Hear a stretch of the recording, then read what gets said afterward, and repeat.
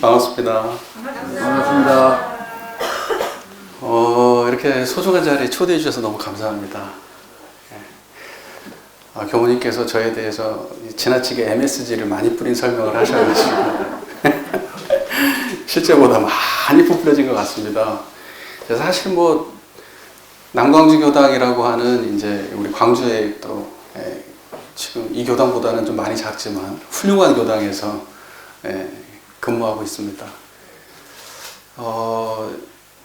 제가 생각보다 어려 보이나요? 제가 처음에 남광주교당 부임했더니 어떤 분이 고등학생이 온 줄 알았다고. 그런 게 MSG입니다.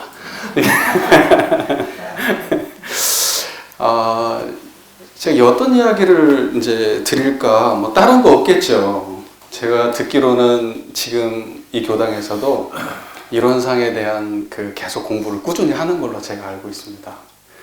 사실 종교에서는 신앙의 대상에 대한 것이 가장 중요하죠. 예를 들면 불교 가면 뭐가 제일 중요합니까? 부처님.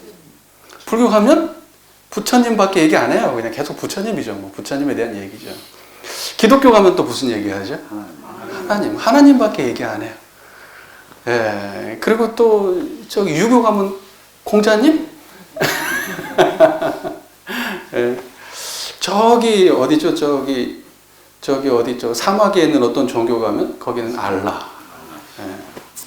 그러니까 모든 종교가 추구하는 바, 지향하는 바, 그거는 신앙의 대상에 몰빵되어 있는 거예요. 그러니까 신앙의 대상을 빼면은 종교가 성립할까요? 안 할까요? 안 해요. 신앙의 대상을 뺀 종교는 없는 거예요. 부처님 없는 절이 없는 거고, 하나님 없는 교회는 없는 거예요. 그래서 의식 있는 성직자들은 항상 그런 얘기합니다. 절에 갔는데 진짜 부처가 없다. 또 교회 가면은 진짜 하나님이 안 계신다. 거기는 돈밖에 없다. 막 이렇게 얘기하거든요. 그거하고 똑같은 게 뭐냐? 원불교는 뭐 빼고 성립이 안 될까요? 원불교는 이론상 빼고 성립이 안 돼요. 근데 원불교는 대종사님 얘기를 하나요? 이론상 얘기를 하나요? 이론상 얘기를 합니다. 대종사님은 신앙의 대상이 아니에요. 우리의 신앙의 대상을 밝혀주신 우리의 스승님이시지 대종사님이 신앙의 대상은 아니에요. 대종사님한테 뭐 달라고 빌면 돼요? 안 돼요? 원불교는 그 정도 수준은 넘어갔죠. 그러니까 이론상에 대해서 우리가 중요하게 생각하고 근본으로 생각하고 시작부터 중간부터 끝에 이르기까지 한결같이 이론상을 말하는 거는 원불교에서는 어찌 보면은 지극히 상식적이고 당연한 일이에요. 그런데 지금까지 여러분들께서 공부를 해오면서 이론상이라는 말을 많이 쓰면서 사셨나요? 아니면 그런 말은 감히 입에 올리기도 어려운 생각을 하면서 사셨나요? 교당 생활을 오랫동안 하신 분들은 아마 아실 거예요. 내가 지금까지 살아오면서 이론상에 대한 설법을 몇 번이나 들었나? 또는 이론상에 대한 공부를 얼마나 진중하게 한 적이 있었나? 따지고 보면 그런 적 별로 없으셨을 거예요. 대부분 보면은 이제 인과에 대한 이야기들 주로 많이 하시고 그러지. 원불교에서는 신앙의 대상이 이론상인데 막상 이론상 얘기가 없어요.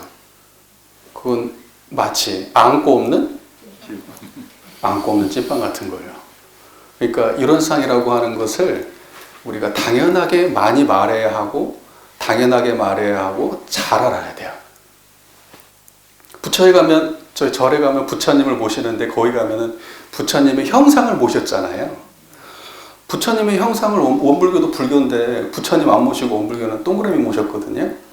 그러면은 절에 가면은 부처님을 향해서 절도 하고 또 복도 빌고 해요. 그 부처님이 우리한테 뭘 준다고 믿어요. 그러면 그거하고 똑같은 마음으로 원불교에 와서 저 동그란 이론상을 앞에 모셔놓고 이론상에서 복이 나온다고 생각하고 빌면 원불교 바른 신앙인가 아닌가요? 그건 아니잖아요. 그런데 한번 생각해 보세요. 우리가 교당에 와서 기도를 할 때 이론상에서 무언가 나온다고 생각하고 기도하진 않았는지 생각해 보세요. 그렇다면 대종사께서 불법을 새로운 이 진리를 내실 이유가 없어요. 원불교는 법신불 이론상을 모시는 종교입니다. 법신불 이론상이라고 하는 것은 형상의 부처님이 아니에요. 형상의 부처님이 아니라고요. 자, 그러면 형상의 부처님은 뭐냐? 잘 들으세요. 모양으로 언제 2500년 전 어디에서 태어나신 그 부처님, 역사 속의 부처님도 형상의 부처님이죠.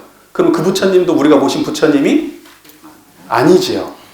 그러면 부처님은 이러이러한 분이야, 부처님은 이러이러한 분이야, 부처님은 이렇게 하시는 분이야, 부처님은 이렇게 안 하시는 분이야 라고 생각하는 부처님에 대한 여러 가지 규정들도 부처님에 대한 형상이에요. 무슨 말인지 이해가 되시죠? 마음의 형상이에요. 개념적 형상이에요. 그러면 원불교에서는 그 부처님 모셔요? 안 모셔요? 안 모셔요. 원불교에서 모시는 부처님은 우리가 평소에 잘 알고 있던 그러한 형상으로서의 부처님을 모시지 않아요. 그럼 어떤 부처님을 모십니까? 청정한 법신부를 모십니다. 자, 그러면 이제 개념적인 이야기도 해야 되고 체험적인 이야기도 해야 되고 길다면 길고 짧다면 짧은 시간인데 한번 잘 해보죠. 우리 여기를 통해 이 공부 지금 이 시간을 통해서 하나만 알면 돼요. 신앙의 대상이 무언가. 내가 신앙의 대상을 계속 모시고 삶을 살아갈 수 있는가 없는가. 이제 이것만 분명하게 증거하시면 됩니다. 그럼 더 할 게 뭐 있나요? 원불교 와가지고 이론상 부처님 모시고 살면 그분이 신앙으로서는 바른 길을 가시는 분이고 수행으로서도 바른 길을 가시는 분이지 그 이론상 부처님 모시고 그렇게 하면 그만이지 그 외에 다른 게 있어요? 없어요? 다른 게 없어요. 다른 건 다 덤입니다. 덤. 아시겠죠? 그러니까 오늘은 이론상 부처님 하나만 딱 알아갑시다.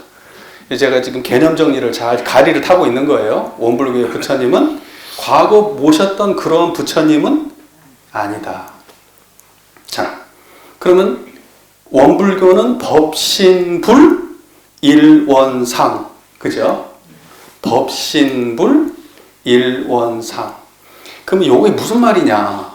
법신불이 무슨 말인지 모르시겠죠? 법신불. 법신불 아는 사람이 별로 없어요. 제가 학교 다닐 때 법신불 알으려고 그냥 사전을 뒤져보고 별나리를 쳐봐도 법신불이 뭔 말인지 하나도 모르겠더라고요. 법신불은 제 얘기를 잘 들으세요. 만법을 드러내는 바탕인 부처님. 그게 법신이에요. 법이라는 거는 어떤 것이 법이라고 하느냐? 여러분 저 보이세요? 보는 법이에요, 그게. 들리세요? 들리는 모든 게 법이에요. 느껴지시죠? 느껴지는 모든 게 법이에요. 생각이 일어나죠? 그게 다 법이에요. 그리고 감정이 일어났다 사라지죠? 좋았다, 싫었다, 미웠다, 행복했다, 막 걱정됐다가 만족했다가 그거 전부 다 법이에요, 법. 그래서 법이라고 하는 거는 우리가 안, 이, 비, 설, 신의 육근을 작용할 때에 우리의 전체의 그 감각기관을 작용할 때에 경험되어지는 모든 것의 총체적인 개념이에요. 그러니까 여러분은 법을 경험하지 하고 살은 적이 있어요, 없어요? 지금 소리 들리시죠? 이게 법이에요, 법. 네, 법이에요. 그럼 여러분 밥 먹을 때는 밥만 느끼시죠? 그게 법이에요. 여러분 계속 법을 행하고 계세요. 법을 행하고 계세요. 근데 그 법이 어딘가에 뿌리를 두고 이루어지고 있어요. 어딘가에. 지금 그걸 보고 법의 몸이다 그래요. 그래서 법신 이렇게 얘기하는 거예요. 이해가 되시죠? 그러면 자 보세요. 법신불 만나봅시다. 저 잘 보이세요? 네. 보는 그 자리 보세요. 청정하십니까? 제가 청정하단 말 많이 하거든요. 제가 대한민국에서 청정하단 말 제일 많이 쓰는 사람이에요. 아마 전 세계적으로 청정하단 말 제일 많이 쓰는 사람이 저일 거예요. 제가 일부러 써요. 왜냐하면 불가에서 법신부를 수식하는 말이 청정이거든요. 청정. 청정이라는 말은 불가에 굉장히 많이 등장하는 깨달음의 궁극, 불지를 설명할 때 결국 청정이다 이렇게 설명을 해요. 그래서 제가 일부러 청정이라는 말을 많이 쓰는 겁니다. 근데 청정이라는 거는 더러움의 반대로서의 청정이 아니에요. 그건 상대적 세계로서의 청정을 말하는 게 아니에요. 청정이라고 하니까 그러면 그건 뭐 더러운 거에 반대네. 그것도 뭐 그러면 이법 아니야? 뭐 이제 이럴 거 아니에요. 또 이런 말 또 헷갈리시죠 또. 그러면서 그것도 분별 세계 아니냐. 이제 이렇게 생각하는 사람도 있을 거예요. 하지만 여기에서의 말하는 청정은 그러한 대꾸되어지는 분별 세계 속의 반대, 그러니까 더러움의 반대로서의 청정이 아닙니다. 이건 절대의 세계로서의 청정이에요. 그러니까 오해하지 마세요. 청정이라는 거는 지금 이 소리를 듣고 있는 거기가 청정한 거예요. 근데 듣는 거기가 청정한데 보는 거기도 청정해요. 느끼는 거기도 청정해요. 밥 먹을 때도 청정. 그 자리가 밥을 먹고요. 그리고 이 소리를 듣고 계시죠?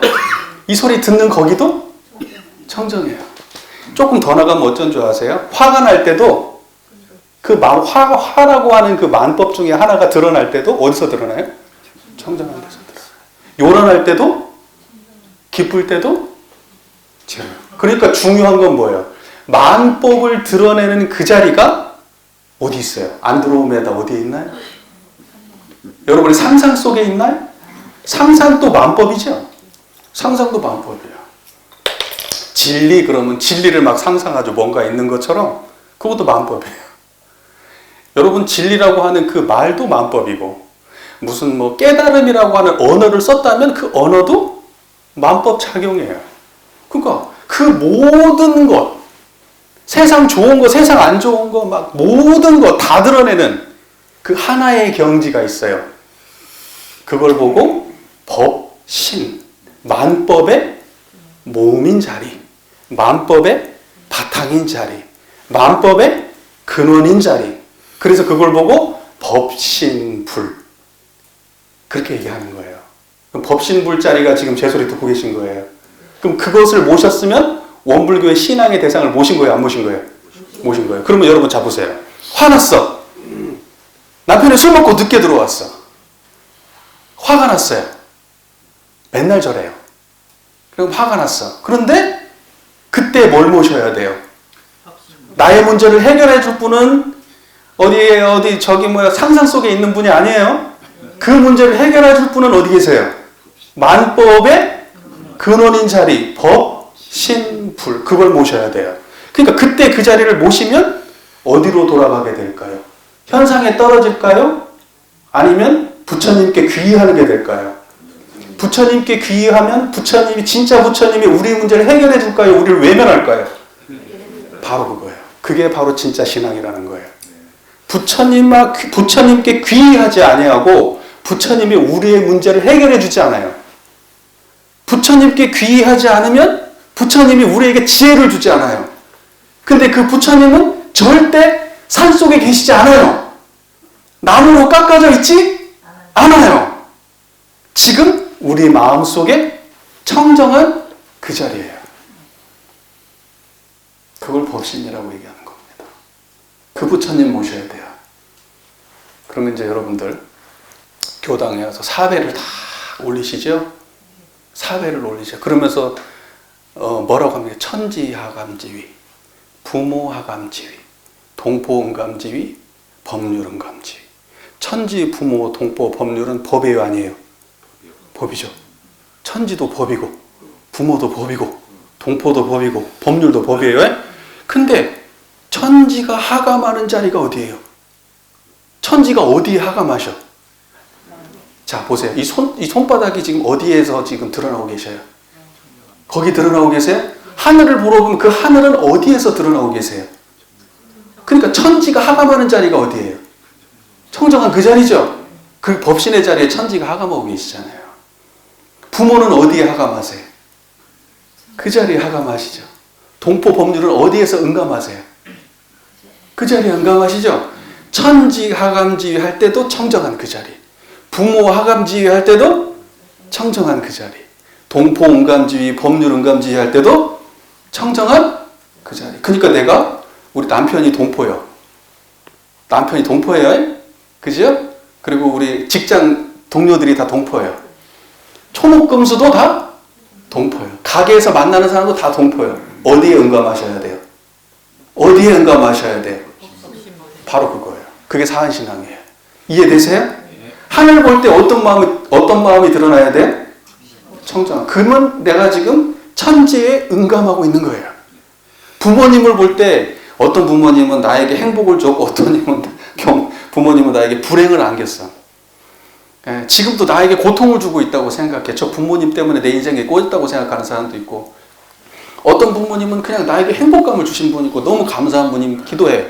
그 전혀 만날 수 없는 그 두 분의 부모님이 어디에서 하감하실 때만이 온전해질까요? 청정한 자리에서 만나야 돼. 그 법신불의 자리에. 그러니까 부모님 만날 때도 어떤 마음으로? 청정한 자리로. 그게 부모가 하감하는 거예요. 그러니까 원불교의 신앙이라고 하는 건 다른 게 없어요. 오직 청정한 마음으로 처처사사에 항상 청정한 마음으로 그 모든 대상을 대하는 거예요. 그러면 그걸 보고 오불교에서 뭐라고 한다? 사은 신앙. 이제 잘 보이세요? 네. 죄송하네요. 여기 저만 편한 자리에 앉아서. 고통을 함께 해야 되는데. 네. 다리 편하게 뻗으시고요. 네, 편하게 하세요. 안 보이시면 사이사이 오셔도 되고요. 허리가 영 아프시면 벽에 기대셔도 되고요. 네, 죄송합니다. 이렇게 연세들도 지긋하신데 정말 제가 네. 천지부모 동포 법률 하감주의까지 하감 응감을 얘기했죠 저희가. 그러니까요. 원불교의 이론상 있고요. 교리도 기억나세요? 원불 교리도 이론상 있고, 그 다음에 인과봉의 신앙문을 타고 내려오면 결론이 어떻게 떨어지죠? 사한사후 상황팔조도 한 다음에 마지막 결론이 어떻게 떨어져요? 처처 불상 할 때 그 불상님은 저기 절에 계신 부처님이 아니겠죠. 어떻게 생긴 부처님일까요? 저처럼 생겼을까요? 이런 거 아니죠. 청정한 그 부처님이죠. 그러면 처처에 어떻게 하는 게 신앙이에요? 처처라고 하는 건 다른 거 아니죠. 천지 부모 동포 법률이 처처예요. 그죠? 천지 부모 동포. 그러니까 대종사께서는 네 가지로 강령 잡아서 말씀해 주셨지만 천지 만물이 다 처예요. 그러니까 사은, 그리고 거기에 들어가지 않는 무언가가 있다 하더라도, 그죠? 거기를 대면할 때 어떤 마음을 떠나면 안 된다? 부처님을 떠나면 안 돼요. 그러면 그걸 보고 원불교에서는 처처 불상 이렇게 하는 거예요. 아, 그러면 이론상부터 처처 불상까지 끝났다. 사한 신앙부터 끝났다. 단순하죠? 부처님 모시는 거 하나밖에 없어요. 대상만 천지부모 동포 법률로 바뀔 뿐이고, 보은과 배은의 상황이 닥쳤을 때도 어떤 마음으로 보은을 해야 돼요? 청정한 마음. 배은의 상황을 닥치면 어떻게 해야 돼요? 청정한 마음으로. 미운 사람을 당하면 살인마를 대했어. 뉴스에서 살인마가 나와요. 저놈은 죽일 놈, 나쁜 놈. 그렇게 해야 됩니까? 청정해야 됩니까? 자, 그러면 이제 내가 너무너무 애끼는 내 자식이야. 그러면 그때도 어떻게 해야 됩니까? 그렇죠. 근데 우리는 보통 어떻게 합니까? 부처님을 모신다 그러면 어떻게 모시죠? 아, 내가 미운 사람 있어. 저 사람을 어떻게든지 부처님으로 봐야지. 좋은 점이 있을 거야. 그러면서 좋은 점을 생각해. 하나도 없는데. 막 억지로 생각해서 만들어. 그래서 내가 저 사람을 부처로 봐야지 하고 그렇게 본다면 부처님 모신 거예요? 아니에요? 자기의 망상에 끌려다니고 있는 거예요. 자기의 망상에 끌려다니고 있는 거예요. 살인자를 대했는데 살인자를 부처님으로 바라는 뜻이 아니에요. 살인자는 그냥 살인자예요. 성폭행범은 성폭행범이에요. 여자는, 남자는, 이놈은, 저놈은, 네, 인연은 우리 점잖으신 분이라 참 안 떨어지시네요. 그런 것이지. 그것을 드러내는 우리의 진짜 부처님, 자성진불, 자성이라고 하는 진짜 부처님을 대면하지 아니하고 자기가 망상으로 부처님을 상상해서 부처님은 이러한 분인데 저 나쁜 놈이지만 부처님의 이러한 지점이 저 사람에게도 있을 거야. 그리고 가만히 보니까 또 좋은 점도 좀 있는 것 같아. 그러니까 쟤 부처님이다. 이렇게 하면 돼요, 안 돼요? 안 돼요. 그럼 세상이 개판이 되지 않겠어요? 그렇지 않을까요?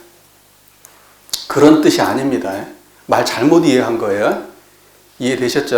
예. 그러니까 원불교에서 모시는 이론 부처님이라고 하는 분은 이론상 부처님이지 절대 우리의 이미지 속에 있는 부처님이 우리가 만들어낸 부처님이 아니에요.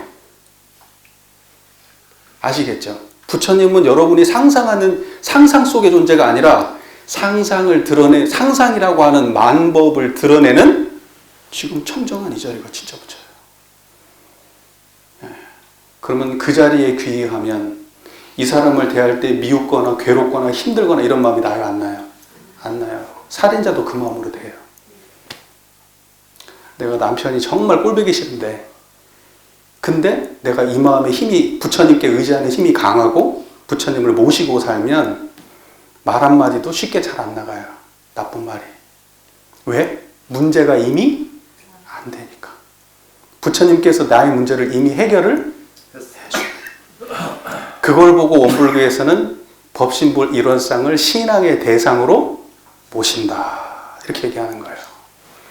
착한 일을 하고 싶은데 착한 일이 잘 안 돼. 왜 안 돼요? 조금이라도 기부를 좀 해야 되겠어. 돈이 내가 좀 돈 좀 역력한데 기부를 해야 되겠어. 근데 기부할 마음이 잘 안 나. 왜 안 날까? 그 돈이 조금 아까워. 그거 가지고 좀 차도 좀 샀으면 좋겠고 맛있는 것 좀 먹었으면 좋겠어요. 그리고 또 보호대종사께서 참 뭐 보온하라고 사은 보온을 하라고 말씀하시는데 보온을 해야 될 상황인데도 마음에서 선뜻 안 나가. 왜요? 내가 해왔던 전생에 나의 버릇과 습관과 나에게 집착하고 좋아하는 것에 끌려 있으니까 안 돼요. 그것을 다 내려놓으면 해야 될 일을 할 수가 있는 거예요. 자, 해야 될 일을 할 수 있는 그 힘은 어디서 나올까요? 그 자리에서 나오는 겁니다. 용기와 힘 주시는 오사 노래도 있잖아요. 용기와 힘 주시는 그 부처님이 그 청정한 그 부처님이에요. 시험을 봐요. 학교 들어가서 이제 시험도 공부도 해야 되고 직장 시험도 봐야 돼요. 근데 집중이 안 돼. 왜 집중이 안 돼? 하기 싫은 마음, 잡념, 열등감. 나는 이런 사람이야. 나는 잘 안 되는 사람이야. 이런 생각들이 자꾸 나를 괴롭게 해요. 그것도 사사예요. 사사. 사는 시비이해. 그런 상황이 닥쳤을 때 불공, 부처님께 공양을 올려야 돼. 어느 부처님? 청정한 부처님을 모셔야 돼요. 그렇게 되면 어때요? 번뇌로부터 나를 규정했던 부정적 나의 번뇌로부터 해결을 해주십니까? 안 해주십니까? 해주신다고. 우리가 모시는 부처님은 그런 부처님이에요. 근데 오해하면 안 될 것. 부처님께서 인과적으로 내가 잘못된 일을 했는데도 불구하고 부처님께 매달리면 받을 걸 안 받게 해주시거나 그런 일이 있어요? 없어요? 없어요. 그거 되는 부처님, 그런 걸 되는 신앙처를 찾으려면 기독교를 가시면 돼요. 그 하나님은 다 해주셔요. 여러분 여기서 죄 지어도 천국 다 가요. 믿기만 하면 돼요. 근데 원불교에서는 그거 부처님도 해결해 줄 수가 없어요. 그러니까 마음 잘 생각해 보시고 여기가 내가 지금 있어야 될 곳이 아니구나. 이렇게 생각하시면 빨리 길을 바꾸셔야 돼요. 원불교에는 그런 거 없어요. 뭔 말인지 아십니까? 자기가 지으면 무조건 자기가 받아요. 그런데 부처님은 이 과정에서 뭘 해주시냐면 자기가 지은 것을 자기가 잘 받도록 도와주시고 안 좋은 것들을 짓지 않도록 도와주시고 좋은 것을 짓도록 도와주시고 내가 그렇게 지은 걸 환히 알려주세요. 내가 앞으로 살아갈 나의 삶에 도움은 주시지만 절대 그분이 해결해 주는 법은 없어요. 그러니까 우리의 신앙과 우리의 노력이 함께 하지 않으면 원불교에서는 올바른 신앙이라고 하지 않습니다. 그러니까 해주십시오, 해주십시오, 도와주십시오, 도와주십시오 이렇게 해가지고 도와주는 신앙이 아니에요. 원불교는 그렇게 간단하지 않아요. 원불교는 자기가 인과적 노력을 반드시 해야 됩니다. 근데 어디에 의지해서 하면 수월할까요? 그렇죠. 부처님을 모시고 나의 든든한 백을 모시고 그렇게 해야 되는 거예요. 자, 여러분들 각자가 지금 처해 있는 위기 상황도 있을 수 있고 또는 오랫동안 해결되지 않는 문제가 있을 수 있고 또는 지향하는 바가 있을 수도 있어요. 내가 뭐가 되고 싶다라고 지향하는 바도 있을 수 있어요. 자, 그 모든 것들을 어떻게 지금부터 해나가면 된다는 거예요? 오직 무엇을 챙기면서 하면 된다는 거예요? 예, 그렇게 하면 돼요. 그렇게 하면 됩니다. 그러면 똑같은 시간을 해요. 이 사람도 1시간을 공부했고 이 사람도 1시간을 공부했어요. 근데 부처님을 모시고 공부한 사람은 1시간을 공부하는 동안에 마음에 괴로움이 있어요? 없어요? 없어요. 네. 번뇌가 있어요? 없어요? 없어요. 하지만 머리가 안 좋은 것이 좋아지지는 않아요. 그게 인과예요. 무슨 말인지 아시겠죠? 그래서 부처님이 도와주시는 데가 어디까지인지를 분명히 자각하셔야 돼요. 그렇지 무작정 도와주세요 도와주세요 부처님이 아닙니다. 그러면 원불교 와가지고 다 사기 맞아요. 다 사기 당하시는 거예요. 뭔 말인지 이해가 되시죠? 그러니까 천지 부모 동포 법률이 하감하고 응감하는 그 우주만유의 본원이면서 재불재성의 시민이면서 일체 중생의 본성인 그 청정한 그 이론상 부처님을 항상 여의지 아니하고 사사라는 것, 사라는 것은 심히 이해예요.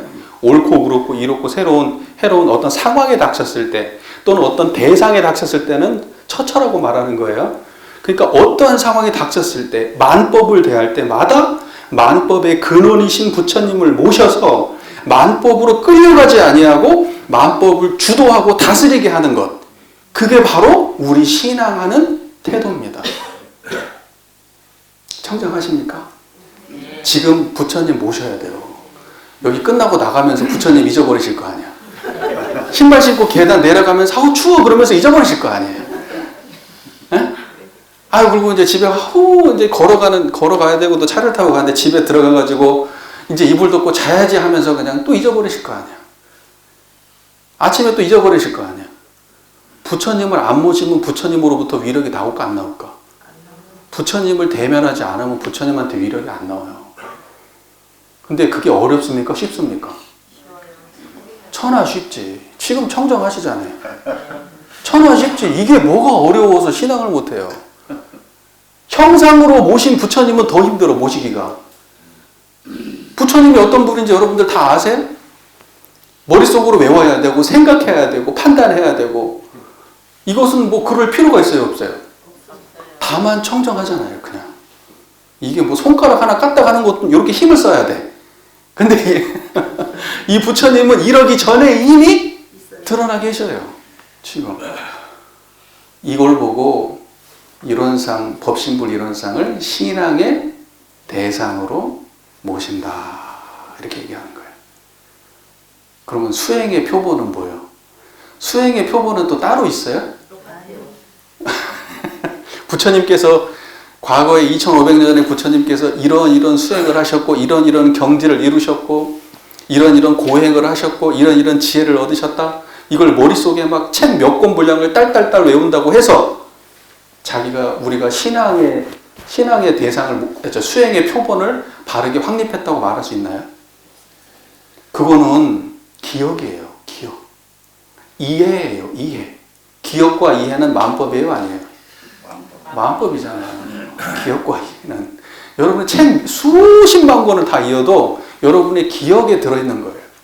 기억 속에. 다음 생에 가면은 그거 제로 베이스에서 시작입니다. 여러분 전생에 공부하고 알았던 거 이 생에 갖고 왔어요? 전생 거 가져오신 거 뭐 있어요? 여러분 전생에 한번 생각해 보세요. 전생에 우리는 모르는 가운데 인연 맺었어요. 다. 주변을 돌아보면 이 인연들이 대부분 전생에서 내가 맺은 인연들이에요. 안 벗어나. 전생에서 마음 쓰던 거 지금 갖고 와서 대충 쓰고 계세요. 그렇지만 우리가 생각해 보면 과거에 내가 뭘 했는지 알 수 있어요, 없어요? 없어요. 그럼 여러분들이 다음 생에 장담할 수 있어요? 그런 거예요. 전생에서도 내가 가져올 수 없고 다음 생에도 가져갈 수 없는 걸 위해서 평생을 사시지 않아요? 돈, 명예, 인연, 미모, 건강, 네? 집, 자동차, 옷, 자식, 남편. 여러분 다음 생에도 인연 될 수 있어요? 다음 생에는 딴 놈 만나야지. 이 생에 만났던 걸 또 만나면 어떡해요? 딴 놈하고도 살아봐야 될 거 아니에요. 그렇지 않나요? 여러분 생각해 보세요. 아무것도 앞에 생에서 가져온 것이 무엇인지도 알지 못하고 다음 생에 우리가 태어나면 또 이 생에 우리가 뭘 했는지 몰라요. 왜? 그것은 이 생의 것이니까. 우리가 육군을 통해서 경험한 것이니까.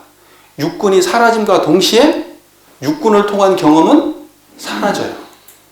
그러니까 지식이라는 것도 당연히 몸이 썩으면 사라져요. 기억이라는 것도 몸이 썩으면 사라져요.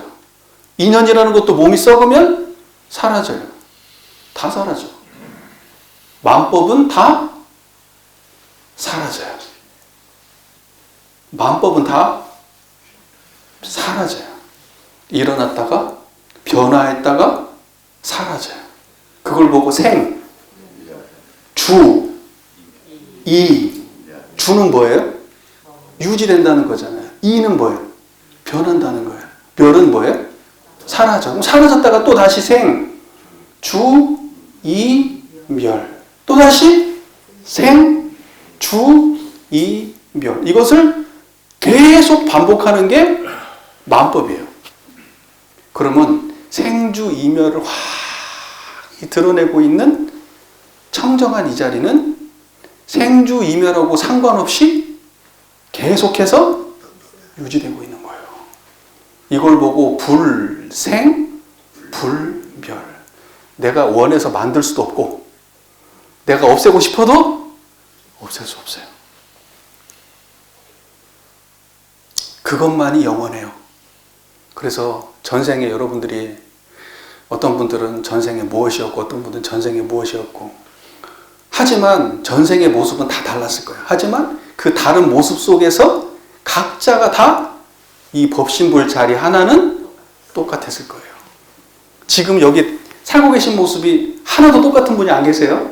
생긴 거, 그 다음에 뭐 배운 거, 인연, 경험한 거, 성별 다 달라. 다 달라요.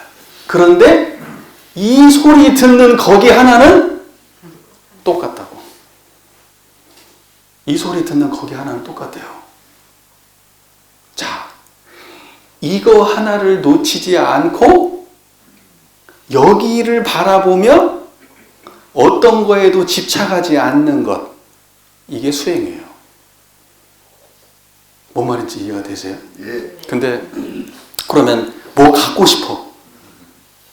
뭘 하고 싶어? 또는 하기 싫어? 버리고 싶어? 저 인연을 끝내고 싶어? 저 인연은 있었으면 좋겠어. 이걸 배우고 싶어. 나는 안 배우고 싶어. 여러분들이 하고 싶고 하기 싫은 수많은 일들 속에 사시잖아요. 아침에 일어나서 밥하고 싶어요? 여기 주부분들 많이 계시죠? 저는 일주일에 한 번씩 집에 가면 밥하는 재미로 살아요. 아침에 일어나서 우리 가족들에게 밥을 해주는 재미로. 아침에 눈을 뜨자마자 우리 가족들에게 뭘 해줄까? 그래서 밥을 먹여서 보내야 되겠다.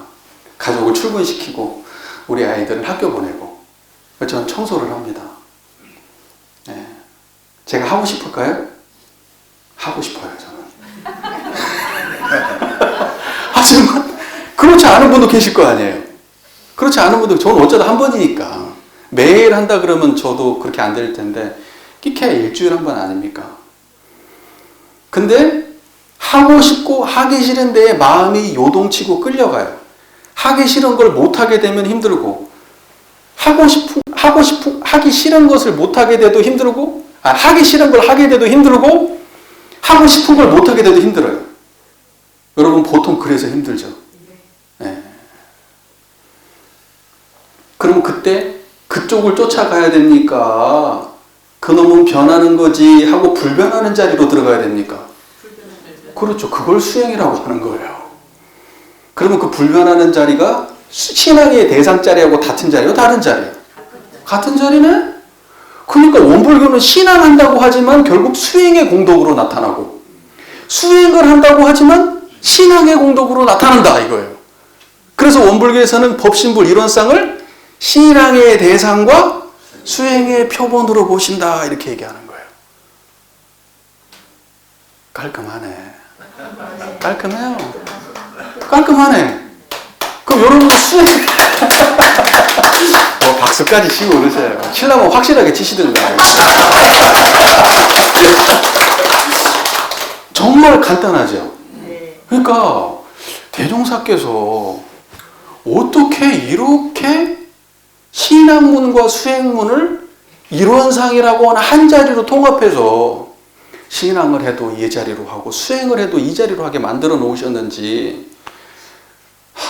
여러분, 인류가 딱 두 가지밖에 없어요. 인류의 종교가.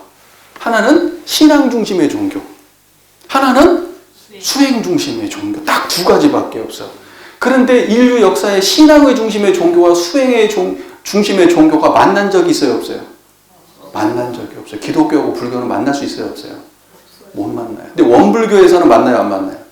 원불교에서는 만나요. 기가 막히지. 여러분들 위대한 종교에 귀의하신 거예요. 저는 그런 생각을 해요.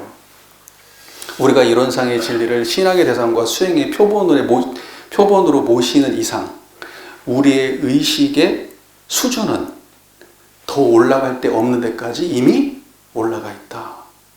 여기에서 보면 세상의 모든 종교가 한 손바닥에 들어와요. 하나님이라고 말하면 그거 만법의 위반이에요. 하나님의 본질은 뭘까요, 그렇다면? 하나님은 무소부재하답니다. 전지전능하답니다. 무소부재하고 전지전능한 자리가 어디예요? 네. 그럼 기독교에서 하나님이 이 자리가 아니라면 하나님일 수가 있어요, 없어요? 아니에요. 형상으로 모신 하나님이라면 그 하나님은 시비거리의 대상이 되고 사람에 따라 다 다른 모습일 거고. 그래가지고 지금 세상이 종교 때문에 이렇게 복잡한 일이 발생하는 거 아닙니까? 수행한다고 하지만 수많은 사람들이 수행한다고 지금도 어딘가에서 고행하고 있고, 지금 어딘가에서 단전호흡하고 있고, 지금 난리예요, 지금. 입바산을 한다, 뭐 한다 난리예요. 근데 그 모든 수행이 결과적으로 어딜 향해 가게 되어 있습니까? 그 자리를 가게 되어 있잖아요. 그러니까 원불교는 뭐냐면 대종사께서 이런 말씀을 하세요. 이론은 이론상을 설명하시는 아주 간결한 말씀. 이론은 우주만유의 본원이요, 재불재성의 시민이요, 일체중생의 본성이다. 이렇게 돼 있어요. 이론이라고 하는 건 이론상 법신불자에 같은 말이에요, 지금. 근데 그것은 우주만유의 본원이라고 그랬어요. 그러니까 세상에 존재하는 모든 거의 본원이에요, 그게. 세상에 존재하는 모든 거의 본원. 저는 이걸 보고 통진리적 관점 이렇게 말해요. 모든 진리가 세상의 모든 걸 존재하는 그 근본 자리에 대한 그 근본 자리가 바로 이론상이고, 그것을 드러낸 것이 원불교다. 그 다음에 모든 성자, 재불재성의 깨달은 그 경지가 법신불 이론상 자리예요. 자, 어느 종교에서 타 종교 성자에 대해서, 깨달음에 대해서 이렇게 인정하는 종교 본 적 있어요? 이렇게 툭 터져서 예를 들면 불교에서 하나님 얘기해요? 아니면 기독교에서 부처님 얘기해요? 만날 수 있어요? 못 만나요? 그런데 우리는 만나요? 못 만나요? 같은 자리라고 쉽게 말하잖아요. 그래서 종교의 어떤 그 같이 협력하고 공동선의 입장에서 우리가 종교가 함께 협력해서 나가자고 그런 주장도 원불교가 주도적으로 할 수 있는 거예요. 그러니까 원불교의 그 다음에 또 일체 중생의 본성이라고 얘기했어요. 일체 중생의 본성의 차원에서 보면 흑인과 백인이 차별이 있어요, 없어요? 남녀가 차별이 있어요, 없어요? 노소가 차별이 있어요, 없어요? 문화가 차별이 있어요, 없어요? 우리는 그러니까 보세요. 통진리적 관점, 통종교적 관점, 통인류적 관점. 자, 깨달음 하나로 이 세 가지를 다 품어 안으셨다 이 말이에요. 그러니까 이 이상의 종교가 나올 수가 없다고 저는 믿고 있어요. 없어요. 그래서 우리의 깨달음은 인류가 가진 가장 높은 자리를 지향하고 있고 이 위치에 올라가면 하나로 못 볼 사상이 없고 인류가 없고 진리가 없다. 지금 청정하십니까? 그것만 안 놓치고 사시면 됩니다. 그러면 그 수행의 표본인 이론상의 자리를 쭉 모시고 수양 연구 취사한다고 되어 있잖아요. 이론상의 수양을 보면 이론상을 신앙의 대상과 수행의 표본으로 이론상의 진리를 신앙의 대상과 수행의 표본으로 모시고 그 다음에 원만구족하고 원만구족하고 지공무사한 각자의 마음을 알자는 것이며 양성하자는 것이며 사용하자는 것이 곧 이론상의 수행이라 이렇게 되어 있잖아요. 알고 양성하고 사용한다. 무엇을? 이론상을. 그러니까 이론상을 모르면 이론상의 수행이 성립이 돼요, 안 돼요? 안 돼요. 이론상을 모르면 우리가 사막 수행을 한다는 얘기를 할 수 있어요, 없어요? 없는 거예요. 왜냐하면 이론상을 수행의 표본으로 모시지 않으면 사막 수행을 할 수 없는 거예요. 대전제. 자, 보세요. 그래서 아는 것을 견성, 키우는 것을 양성, 사용하는 것을 솔성, 견성, 양성, 솔성, 성성성 이렇게 돼 있네. 그때의 성은 뭐예요? 이론상 자리죠. 청정한 자리야. 그 성성성 이걸 알고 이걸 양성하고 이걸 사용한다. 아는 것은 지금 청정하시죠? 그게 지금 안 거예요. 그러면 양성은 어떻게 하는 거예요? 그냥 계속 그 마음을 안 떠나려고 노력하시면 돼요. 밥 먹을 때도 그 자리, 사람들하고 대화할 때도 그 자리, 지금도 그 자리. 그걸 보고 양성. 솔성은 뭐예요? 솔성은 이 마음을 가지고 시비 이해를 당해도 떠나지 않는 거예요. 정의와 불의의 사이에서 정의를 택해도 이 자리가 떠나지 않으면 그걸 보고 뭐라 그래요? 솔성, 성품을 거느릴 줄 안다 그래요. 그러니까 여러분, 목에 칼이 들어와도 두려워하지 않아요. 깨달은 사람은, 솔성이 되는 사람은. 정의를 취하면서 내가 손해를 본다 하더라도 정의의 길로 가요. 왜? 두렵지 않으니까. 손해가. 대부분의 사람들은 손해가 두려워요, 안 두려워요? 손해가 두렵다는 것은 한쪽에 치우쳤다는 거야, 안 치우쳤다는 자기 이익에. 그렇죠. 그러면 수행 똑바로 한 거야, 안 한 거예요? 똑바로 안 한 거지. 그래서 이 세상에 수행 안 한 사람들이 많아서 이 모양 이 꼴인 거예요. 수행하는 사람들이 많으면 세상 좋아집니다. 왜? 나쁜 짓 안 하니까. 손해봐도 안 하니까. 목에 칼이 들어와도 안 하니까. 나쁜 짓은. 그래서 마지막 결론이 뭐 어떻게 돼 있죠?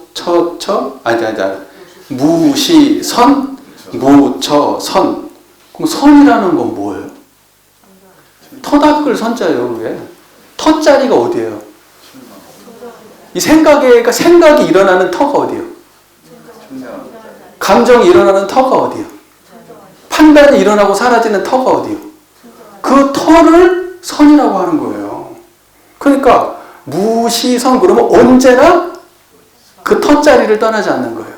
무처선 그러면 어느 곳에 당해나 어느 때에 당해나 그 터자리를 놓치지 않는 거예요. 그러니까 무시선, 무처선이나 처처부상 사사불공이나 뭐 견성양성 솔성이나 천지부모 동포 법률 사은을 모신다는 소리나 결국 이론상 하나가 성립이 됨으로써 다 해결되는 거고 이론상 하나가 성립이 안 되면 다 아무것도 아닌 거예요. 뭐 한다고 노력은 하겠지 나름대로. 수행도 한다고 하고 신앙도 한다고 하겠지. 그러나 전부 다 조각난 것들이에요. 조각나요. 그리고 근원이 살아있지 않기 때문에 하다가 다 포기해요. 그리고 하면서도 의심해. 맞나? 신앙하면서도 맞나? 수행하면서도 10년, 20년 했는데도 안 되거든. 맞나? 근데 이 자리가 분명하신 분들은 그런 고민이 있어요, 없어요? 정산종사님이 대종사님을 만나요. 정읍 화일이에서. 일설에 의하면 2박 3일이라는 말도 있고 1박 2일이라는 말도 있어요. 정산종사가 어떤 양반인 줄 아십니까? 도수를 부렸던 사람이에요. 정산종사님의 일화가 성주에 보면 관광 안내 정산종사의 도술 얘기가 나온답니다. 유명했던 사람이에요. 당대에 증상교가 판을 치던 세상에 도꾼들이 막 도 깨달겠다고 난리치는데 혜성처럼 등장했어. 10대 아이돌이 등장해가지고 그 자리를 예를 들면 도장 깨기를 하고 다녔던 거야. 저쪽 가가지고 딱 조그만했지만 장난이 아니었던 양반이었어요. 정산종사가. 여러분 사진으로 봤을 때 그렇게 동글동글하고 이런 양반이 아니야 원래. 그런 분이 정읍 화해리에서 갑자기 대종사를 만났어요. 뭐 했겠어요? 만나자마자 아이고 저기 딱 얼굴 뵈니까 저보다 한 수 위십니다 하고 딱 무릎을 꿇었을까? 천만에. 1박 2일 3박 4일 동안 방에 들어 앉아서 뭐 했을 것 같아요? 네가 똑바로 하는지 내가 똑바로 하는지 해보자고 욕만 안 했지? 치열하게 그 안에서 공방이 오고 갔을 거예요. 아무도 몰라. 녹음을 안 해놔가지고. 그렇게 해가지고 결국 누가 졌어요? 정사님이 졌어요. 대종사님한테. 대종사님이 그래가지고 이 정산종사를 자기 그 중앙 자리, 자기 바로 이제 그 넘버 2로 이제 정산종사를 데려오시죠. 정산종사님을 대종사께서 그렇게 데려오셔서 뭔 얘기 하려다가 이 이야기를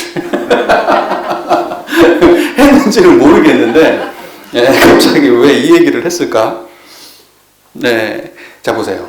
그러한 정산종사님이 대종사님을 만나고 그렇게 무릎을 꿇고 대종사님한테 귀의를 하면서 그 법문 말씀이 있어요. 뭐라고 말씀하셨냐면, 내가 다른 건 모르지만 대종사를 만난 이후로 모든 고통이 일소되고 오직 이 법으로만 하면 반드시 성불하리라는 확신에서 내가 이 이후로 모든 다른 생각이 나지 않고 이 길은 분명하게 알았다.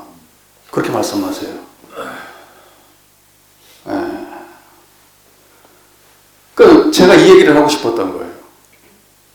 우리가 이론상의 자리를 분명하게 자각한다면 정산종사님이 대종사를 만났을 때 진짜 분명하구나. 내가 이제 흔들릴 필요가 없고 오직 이 길 따라서 쭉 하면 그냥 언제가 될지 모르지만 이 길이 분명하게 이 길 따라가면 성불의 길이 분명히 있겠구나.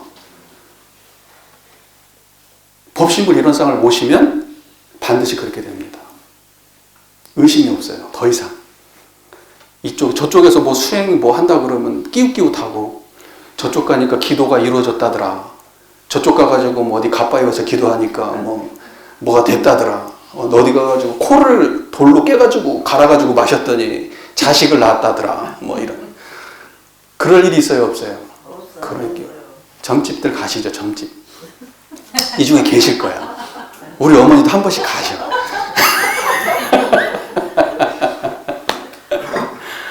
점집 가가지고 점 봐가지고 내 인생이 어떻게 될까 그런 고민을 해요, 안 해요?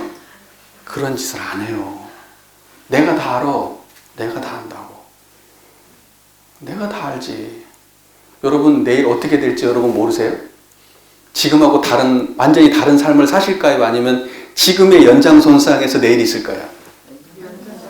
여러분이 지금 한 생각을 바꾼다면 내일 바뀌어요, 안 바뀌어요? 조금 바뀝니다.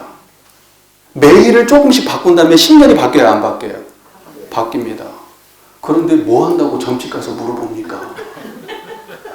여러분이 그런 인과적 노력 하지 않냐고 갑자기 무당이 10만 원짜리 부적 쓰면 해결해 줘. 그러면 여러분들 가면 부적 쓰면 해결해 준답니까? 그렇게 할 것 같으면 저는 벌써 지금 1000억대 부자쯤 돼가지고 지금 수천억대 부자가 됐을 거예요. 저희 집을 다 팔 거예요. 저희 집에 개도 팔고 중고차도 팔고, 물론 200만 원 주고 샀지만 그것도 팔고 다 팔 거예요. 그래가지고 부적 쓰겠죠. 그럴 일 있어요, 없어요? 알면 가지 마세요. 자꾸 그런 거 끼웃끼웃 하지 마세요. 정법을 공부하는 사람들은 그런 거 안 해요. 우리 어머니한테 얘기해도 소용이 없네. 웃자고 하는 얘기입니다. 자, 그러면은 보세요. 이런 교리도에서 이론상과 결국 처처불상, 사사불공, 무시선, 무처선까지 내가 이 어느 경계, 만법의 상황에서도 항상 그 본체 자리를 여의지 않는 곳에 모든 것에 대한 신앙과 수행의 근본이 다 거기에 담겨 있고, 바로 이러한 단순한 노력을 통해서 나의 삶이 지금과는 근본적으로 달라질 수 있겠구나 라는 그것만 아셨으면 더 할 게 없어요, 사실. 그게 궁극이에요, 궁극. 근데 잘 안 되죠. 문제는 그거예요. 말은 쉬워요. 그런데 그게 미미하거든요. 미미해요. 그러니까는 또 막 진짜로 전생부터 구도해온 사람이 아니면은 그렇게 간절하지도 않아요. 그러니까는 실제로 부처가 되기가 어려운 거예요. 왜? 그만큼 원하지 않으니까. 그만큼 욕심내지 않으니까. 그러니까 이제 그 부분을 할 말이 없어요. 대종사님께서는 그러셔요. 신심 없는 사람 신심나게 하는 게 가장 큰 공덕이다. 그러니까는 교무님, 진짜 여러분들이 공부심이 없고 신앙심이 없는 사람이 그 길을 들어서게 만드는 그 힘이야말로 그것이 출가의 능력이고 열의 능력이에요. 아무나 못해, 그걸. 그걸 못해. 그런 건 할 수 있어요. 여기 와가지고 기도하면요, 자식이 잘 풀려요. 돈도 벌어요. 건강도 좋아져요. 그런 건 할 수 있어요. 그러면 사람도 많이 모여요. 연기도 좀 짜가지고 막 머리도 이렇게 만지고 그러니까 갑자기 안진뱅이가 일어서네? 소문이 쫙 퍼지네? 그러면 여기 그냥 막 넘쳐날 거예요. 바글바글 할 거예요. 근데 원불교는 그런 거 해요, 안 해요? 안 해요. 망해도 안 해. 쪽팔리니까. 망해도 쪽팔리게 망하면 안 되잖아요. 깨끗하게 망해야지. 그게 원불교예요. 사람들이 그런 얘기를 많이 합니다. 원불교가 이렇게 이제 모든 종교가 다 그렇지만 원불교가 숫자가 이렇게 줄어가고 교도가 줄고 이건 원불교만의 문제는 아니죠. 인류 지금 전 세계가 다 그런 추세니까. 근데 저는 그런 생각을 해요. 원래대로 돌아가고 있다. 원래대로 돌아가고 있다.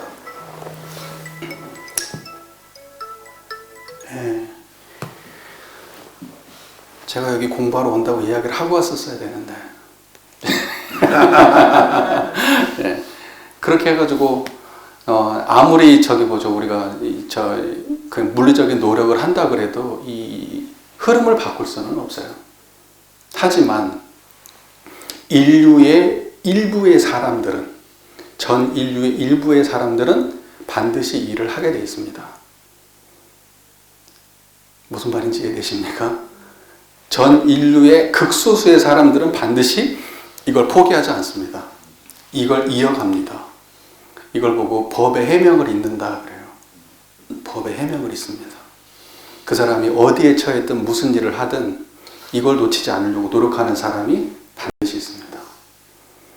금강경을 설하시고 난 다음에 석가모니 부처님이 이제 금강경에서 그걸 갖다가 수보리가 듣고 있다가 감동의 눈물을 흘리고, 그런데 부처님, 아니 부처님 돌아가시고 나면은 과연 이걸 알고 이걸 법을 받고 알아볼 사람이 있겠습니까? 그러니 걱정하지 마라. 반드시 언제가 되었든 내 없어도 이 경을 보고 눈물을 흘리고 깨달음을 얻는 사람이 반드시 있다. 저는 우리 교단이 지금 어렵지만 이렇게 가볍게 무너지지 않는다. 왜? 대종사께서 밝혀놓으신 이 법은 전 인류가 절대 잊어버릴 수 없는 보편 진리이기 때문에. 지식은 바뀔 수 있어요. 역사도 해석은 달라질 수 있습니다. 사람들의 관습도 달라질 수 있어요. 그래도 본원은, 근본은 안 바뀐다고요.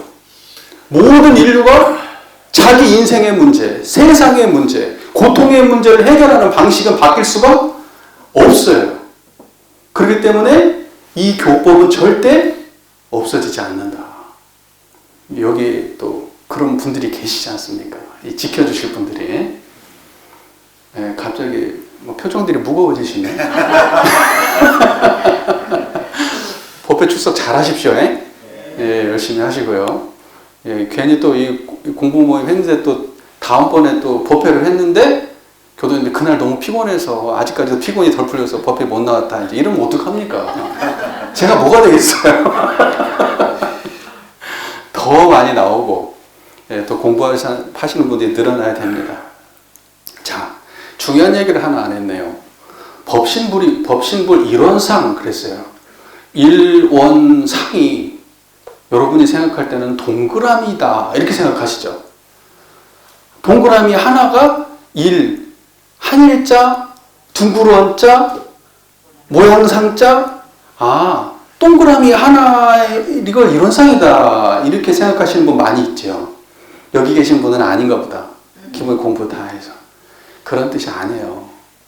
일원상이라고 하는 거는 하나짜리예요. 근데 어떻게 하나냐? 뚜렷한 하나예요. 뚜렷한 하나는 어떻게 생겼습니까? 청정한 거예요. 지금 제 소리 듣고 있죠? 그게 뚜렷한 하나예요. 그 뚜렷한 하나를 여러분이 이게 뚜렷한 하나예요. 그러면 여러분 아시네? 그것이 상이 아니면 어떻게 알았을까?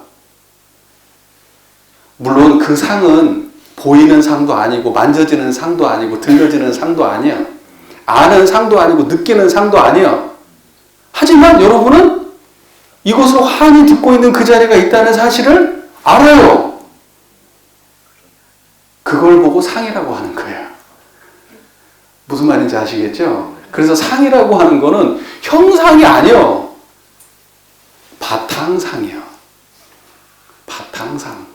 형상이라고 표현해도 그 형상은 우리가 생각하는 오감으로 육근으로 인식되어지는 그러한 상이 아니에요.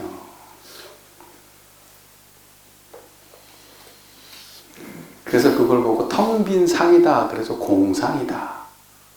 이렇게 얘기합니다. 그래서 반야심경에 뭐라고 나옵니까? 시, 제법, 공상. 이렇게 나오잖아요. 공상은 어떻게 생겼다고 했어요? 불생, 불멸, 불구, 부정, 부증, 불감. 불생불멸은 난 것도 없고 사라지지도 않는다. 멸하지도 않는다. 불구부정, 더러워지지도 않고 깨끗해지지도 않는다. 부증불감, 더하지도 않고 덜하지도 않는다. 그것을 뭐라고 얘기하느냐? 공상. 그것을 일원상이라고 하는 거예요. 그러니까 공상할 때 그 상이 일원상하고 상하고 다른 상이야? 같은 상이에요? 같은 상이에요. 됐죠? 그러니까 상이라고 하는 것이 사람들이 그냥 형상을 말하는 것도 이렇게 이해하면 돼요? 안 돼요? 텅 빈 상을 공상이라고 하는, 그 일원상이라고 하는 거예요. 그러니까 청정한 이상을 이론상이라고 하는 거예요. 이해되십니까? 제가 또 그 유튜브에, 저 유튜버예요. 교무도 아니야. 유튜버지. 예, 유튜버예요, 유튜버. 네. 근데 그 유튜브에서 이제 올려놓은 영상들 보면 제가 최근에는 이제 불가에 그 선어록을 많이 올렸어요. 예, 육조대사 어록부터 달마 어록, 무슨 황벽 어록, 물은 록록록 하는 거 많이 올렸어요. 시간 나면 한번 보세요. 그 록록록들을 막 보고, 다른 불경들도 막 보잖아요. 그러면 많이 등장하는 단어가 뭔지 아세요? 한자가 원자예요, 원자. 원자 많이 등장해요. 왜 거기에 이렇게 원자가 많이 등장해요? 그때 원자가 동그라미일까요? 아니요. 근데 원불교만 동그라미라 그래요. 대종사님이 그렇게 얘기한 적도 없는데. 앞으로 원불교에서 원자는 동그라미라고 얘기하면 안 돼요. 깨달은 그 청정한 경지를 원이라고 하는 거예요. 동그라미라고 한 게 아니에요. 그래서 그걸 뚜렷하다 이렇게 설명하는 거예요. 뚜렷하다. 그리고 일자는 왜 일이라고 표현할까요? 그것이 둘로 쪼개질 수 있는 자리예요? 쪼개지지 않잖아요. 쪼개지지 않아요. 그래서 하나예요. 안 쪼개지니까. 쪼개지는 거를 뭐라고 얘기하냐면 이법 이렇게 얘기해요. 두이법 그렇게 써요. 이법. 둘로 쪼개진 거. 법은 법인데 쪼개진 법. 그러면 쪼개진 법은 여러분이 아까 공부했던 생멸하는 모든 게 다 이법이에요. 이법. 다 쪼개진 법. 육조 해능선사 겁나 유명한 분이 있어요. 네, 그 불교 선종에서 거의 초조인 아주 유명한 사람이에요. 그 양반이 그렇게 얘기했어요. 이법이라고 하는 건 다 쪼개진 거예요. 이법은 불법이다 아니다? 아니다. 그러면 뭐가 불법이냐? 불이법. 둘로 쪼개지지 않는 법만이 진짜다. 그걸 온불교에서는 한일 이렇게 얘기하는 거예요. 불이법을 짝대기 하나 그려서 한일.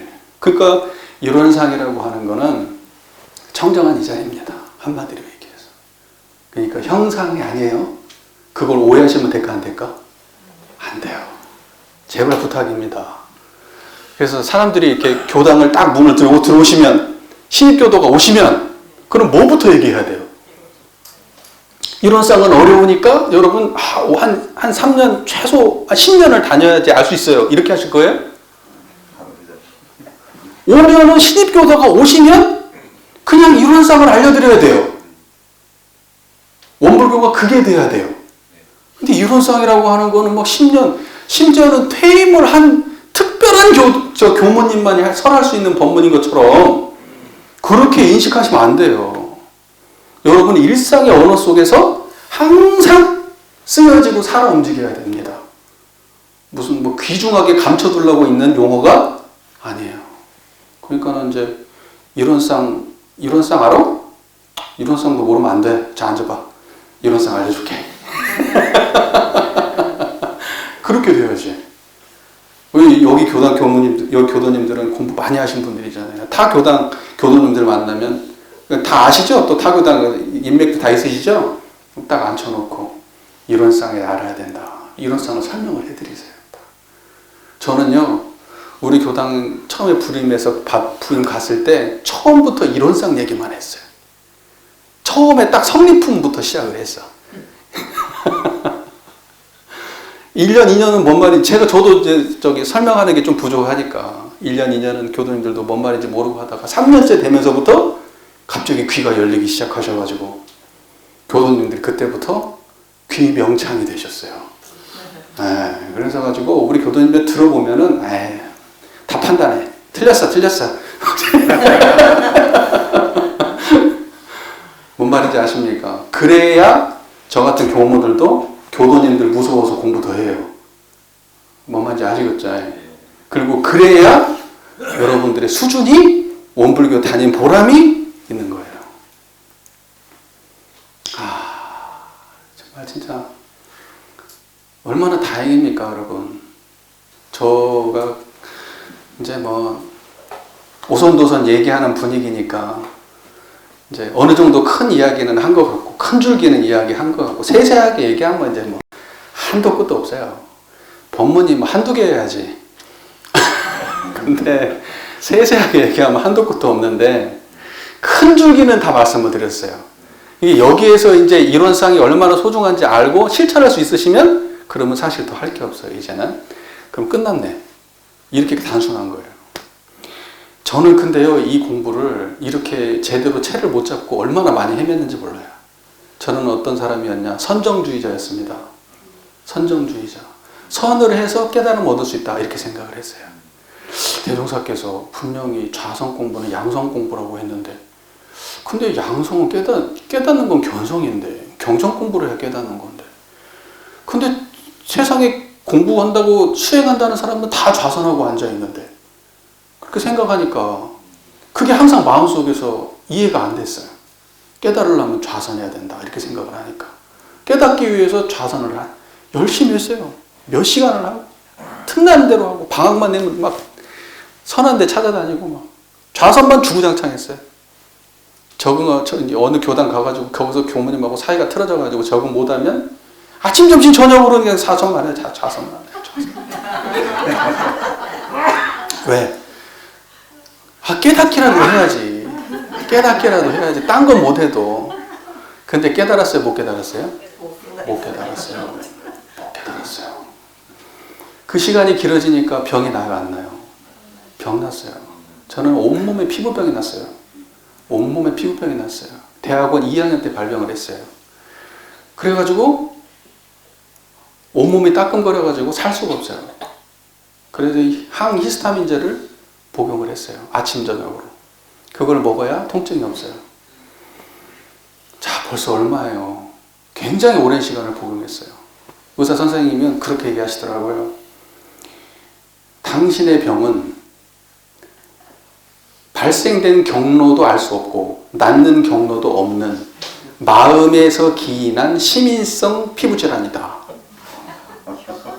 그렇게 이야기를 하면서 제가 너무 자존심이 상해서 인정할 수 없었는데, 그 의사 선생님이 제 앞에서 엄청나게 두꺼운 책을 딱 보여주더니 페이지를 딱 넘겨갖고 여기서부터 여기까지 읽어봐라. 그래서 제가 그걸 꼼꼼히 읽어보니까 저예요, 그냥. 10년이 지나면 자동으로 소멸되는데, 제가 그 의사님을 만나고 난 이후로도, 발병한 이후에도 10년이 지나도 해결이 안 됐어요. 굉장히 오랫동안 고통받았습니다. 결국은 제가 공부한답시고 병만 키운 거예요. 공부한다는 그 마음이 저를 더 병들게 했고, 공부를 하고 뭔가를 이루어야 되겠다는 그 생각이 저를 고통스럽게 했어요. 그러니까 공부 잘못하면 그렇게 돼요. 공부 잘못하면 그렇게 병을 얻어요. 그러다가 이제는 살만해졌죠. 자, 여러분들께서 이론상의 진리를 분명히 알았다면 이제부터 해야 될 건 뭐냐? 구하지 마세요. 구하지 마세요. 이론상이 이미 이렇게 분명한데 뭘 더 구해요? 구하는 게 전부 병이에요. 중생병. 그걸 보고 구하는 마음, 중생의 병 중에 가장 큰 문제는 구하는 마음이야. 그러니까 부처를 구했거든요, 저는. 그게 너무 간절했거든요. 구할 수 없는 방식으로. 대종사님의 교법은 저만큼 밀어놓고 혼자 독공하면 깨칠 줄 알고. 그런데 그런 방식으로는 안 돼. 구함을 쉬면 이미 청정해요, 여러분.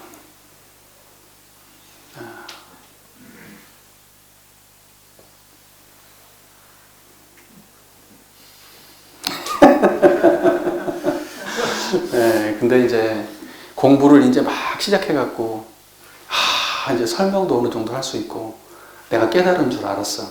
그런 사람들의 특징이 뭐냐? 자랑하고 싶어요. 말이 많아져요. 사람을 평가하기 시작해요. 이제 이렇게 되면은 공부가 어떻게 될 것 같아요? 삼류가 되는 거예요. 삼류. 사람들한테 인정 못 받아. 근데 그게 자기 때문인지를 알아요, 몰라요? 몰라요. 자기가 마음을 잘못 써서 인정받지 못한다는 건 모르고 나를 인정해주지 않는 주변 사람들을 원망해요. 그러다가 그 물이 거기서 벗어나게 돼요. 몸은 두고 있지만 마음은 떴어. 그래서 내 뜻을 알아줄 사람이 없나 찾아다니다가 비슷한 사람끼리 만나요. 자기네들끼리 아는 체 하면서 시간을 보내는 거예요. 그걸 보고 뭐라 그럽니까? 중, 근, 기. 그걸 중근기라고 그럽니다. 근데 중근기에 걸린 사람은 자기가 중근기인지 알아요, 몰라요? 몰라요. 자기가 오만함에 떨어졌다는 것, 안다는 생각을 내고 있다는 것, 구하려고 하는 마음을 내고 있다는 것, 인정받고 싶은 마음을 내고 있다는 것, 이것을 자각하지 못해요. 그러니까 온전하게 안 거예요, 어설프게 안 거예요. 그래서 중근기에 떨어져요. 중근기. 그래서 그 이상의 법의자가 나와서 몽둥이로 두드려 패지 않으면 거기서 못 빠져나옵니다. 근데 젊은 사람 같으면 제가 몽둥이로 두드려 패서라도 꺼내겠는데 연세가 많은 분은 어떻게 해야 돼요? 그러면 이제 어쩔 수가 없어요. 그래서 제가 이렇게 말씀드립니다. 항상 공부하시는 분들, 저하고 이제 공부 모임 같이 하신 분들이 있어요. 그럼 저는 딱 6개월 하고 끝이에요. 빠이빠이. 뭐 6개월 이후에 따로 전화하고 만나고 이런 거 없어요. 6개월 하면 딱 끝이에요. 끝. 이제 각자 알아서 하십시오 하고 빠이빠이 하거든요. 근데 항상 저는 그분들한테 이런 말씀을 드려요. 공부하고 나면 여러분 오만해지실 겁니다. 왜? 여러분보다 잘하는 사람이 주변에 한 명도 안 보여 이제. 정전을 처음부터 끝까지 공부 모임 하면 25회 차 공부를 하는데 거의 3시간씩 공부를 하거든요. 매주. 그 정전을 처음부터까지 딱 공부를 다 해요. 이론상의 관점으로. 지금 오늘 제가 설명한 것 같은 거를 매주마다 3시간씩 25회를 하면 6주를 한, 6개월을 해요. 그걸 하면 내가 공부했다는 생각이 나요, 안 나요? 나지. 이만큼 한 사람 있을 것 같아요, 없을 것 같아요? 없을 것 같지. 그러면 각자의 교당에 돌아가서 교무님들을 보고 부족함을 느낄까 안 느낄까? 느끼지. 그럼 어떻게 되겠어요? 거기서 겸손하지 않으면? 거기서 배제되는 거예요. 그렇게 오만하게 된단 말이에요. 그러니까 항상 공부시킬 때마다 제가 조마조마해. 조마조마해요. 저분들이 나가가지고 교단에 분란 일으킬까봐. 어설프게 알고 자기 공부 안 하고 남들이나 평가하고 교단에 분란 일으킬까봐 항상 조마조마하는 거예요. 그래서 제가 6개월하고 끝내는 거예요. 왜? 계속 붙어있으면 내 책임 될까봐. 내 책임 될까봐. 자, 이제 질문 좀 할게요. 네, 요 정도 하고요. 뭐 궁금한 거 있으면 질문하시고. 자, 교무님 강의를 듣는 내용 중에서나 아니면 평소 내가 가지고 있었던 논문사항이 있거나 스스로 해결되지 않았던 거 이런 것이 있으면 편안하고 눈치 볼 것 없어요. 공부하는 데는 눈치 볼 필요 없으시고 자유롭게 궁금한 거 있으면 본인이 해주시고. 네, 없을 거로 예상은 하고 있어요. 있어요. 있으시네요. 궁금할 수도 있잖아. 저는 이렇게 교당을 다닌 지는 오래돼도 제가 항상 그 자리에 머물러 있더라고요. 근데 이제 그동안에 법회 잘 나오고 조금 공부 활동하고 이러면 이제 그 만족을 했었던 것 같아요. 근데 이제 그 교무님 유튜브 듣고 교무님 이제 설교 이렇게 들으면서 우리가 아까 상대 대치법을 너무나 오래 이렇게 갖고 있었어요. 일기를 쓸 때도 정말 저 사람 미운데 이쁜 마음으로 봐야겠다. 이렇게 항상 마무리를 그렇게 했단 말이에요.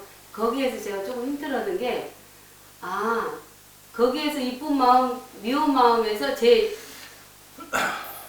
다 들어갔어요. 욕심도 들어가고 저기로. 근데 교무님 말씀 항상 청정한 마음 그 자리라고 하셨잖아요. 한 마음에서 나오는데, 그거를 이제 깨달으면서 무슨 생각을 했냐면, 이게 내가 자꾸 그쪽으로 끌려가고 이런 거가 조금은 없어진 것 같아요. 한 자리에서 나왔다는 걸 조금 이제 알고 나서는. 근데 지금도 이제 그 아까 그 견성 양성 솔성이라고 수행 그러셨잖아요.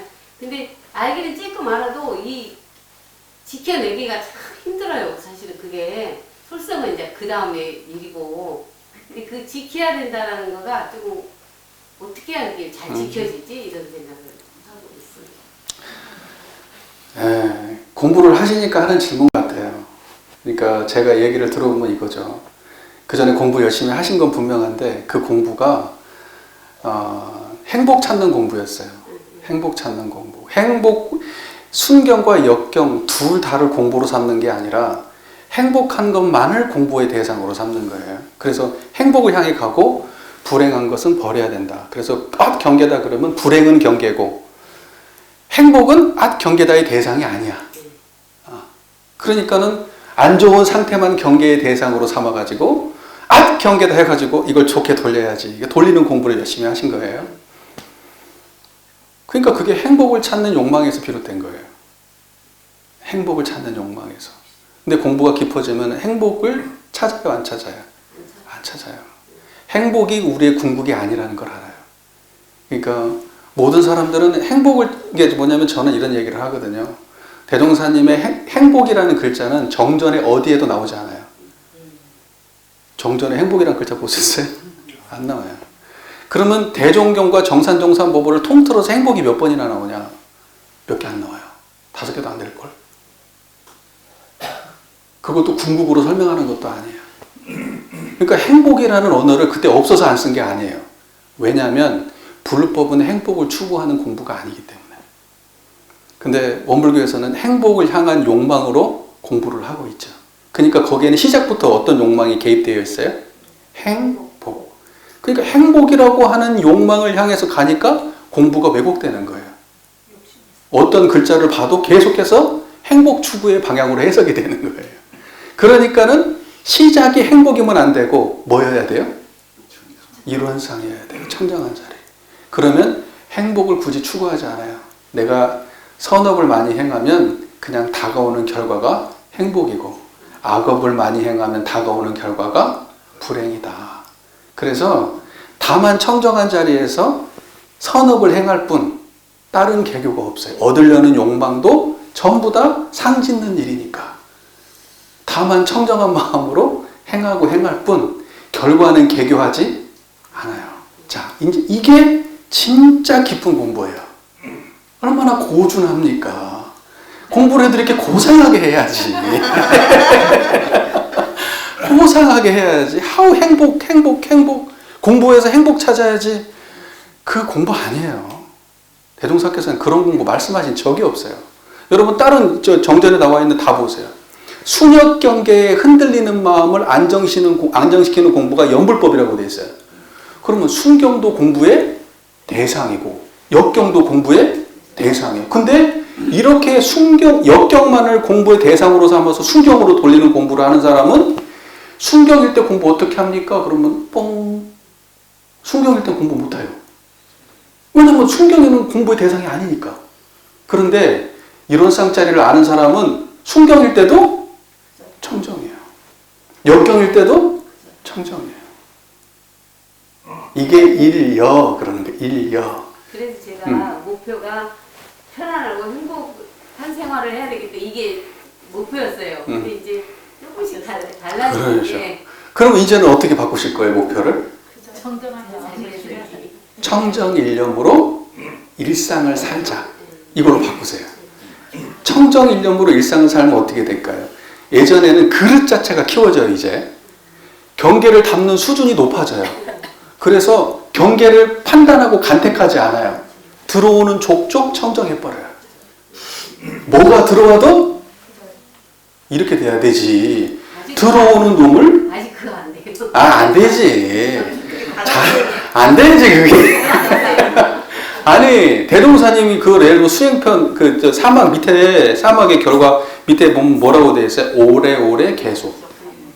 정신수양도 오래오래 계속. 사리연구도 오래오래 계속. 그 오래오래 계속이라는 게 중요한 거예요. 절대 무슨 1년, 2년 했다고 되는 게 아니에요. 근데 어려운 일이 아니에요. 오래 하는 게 어렵지.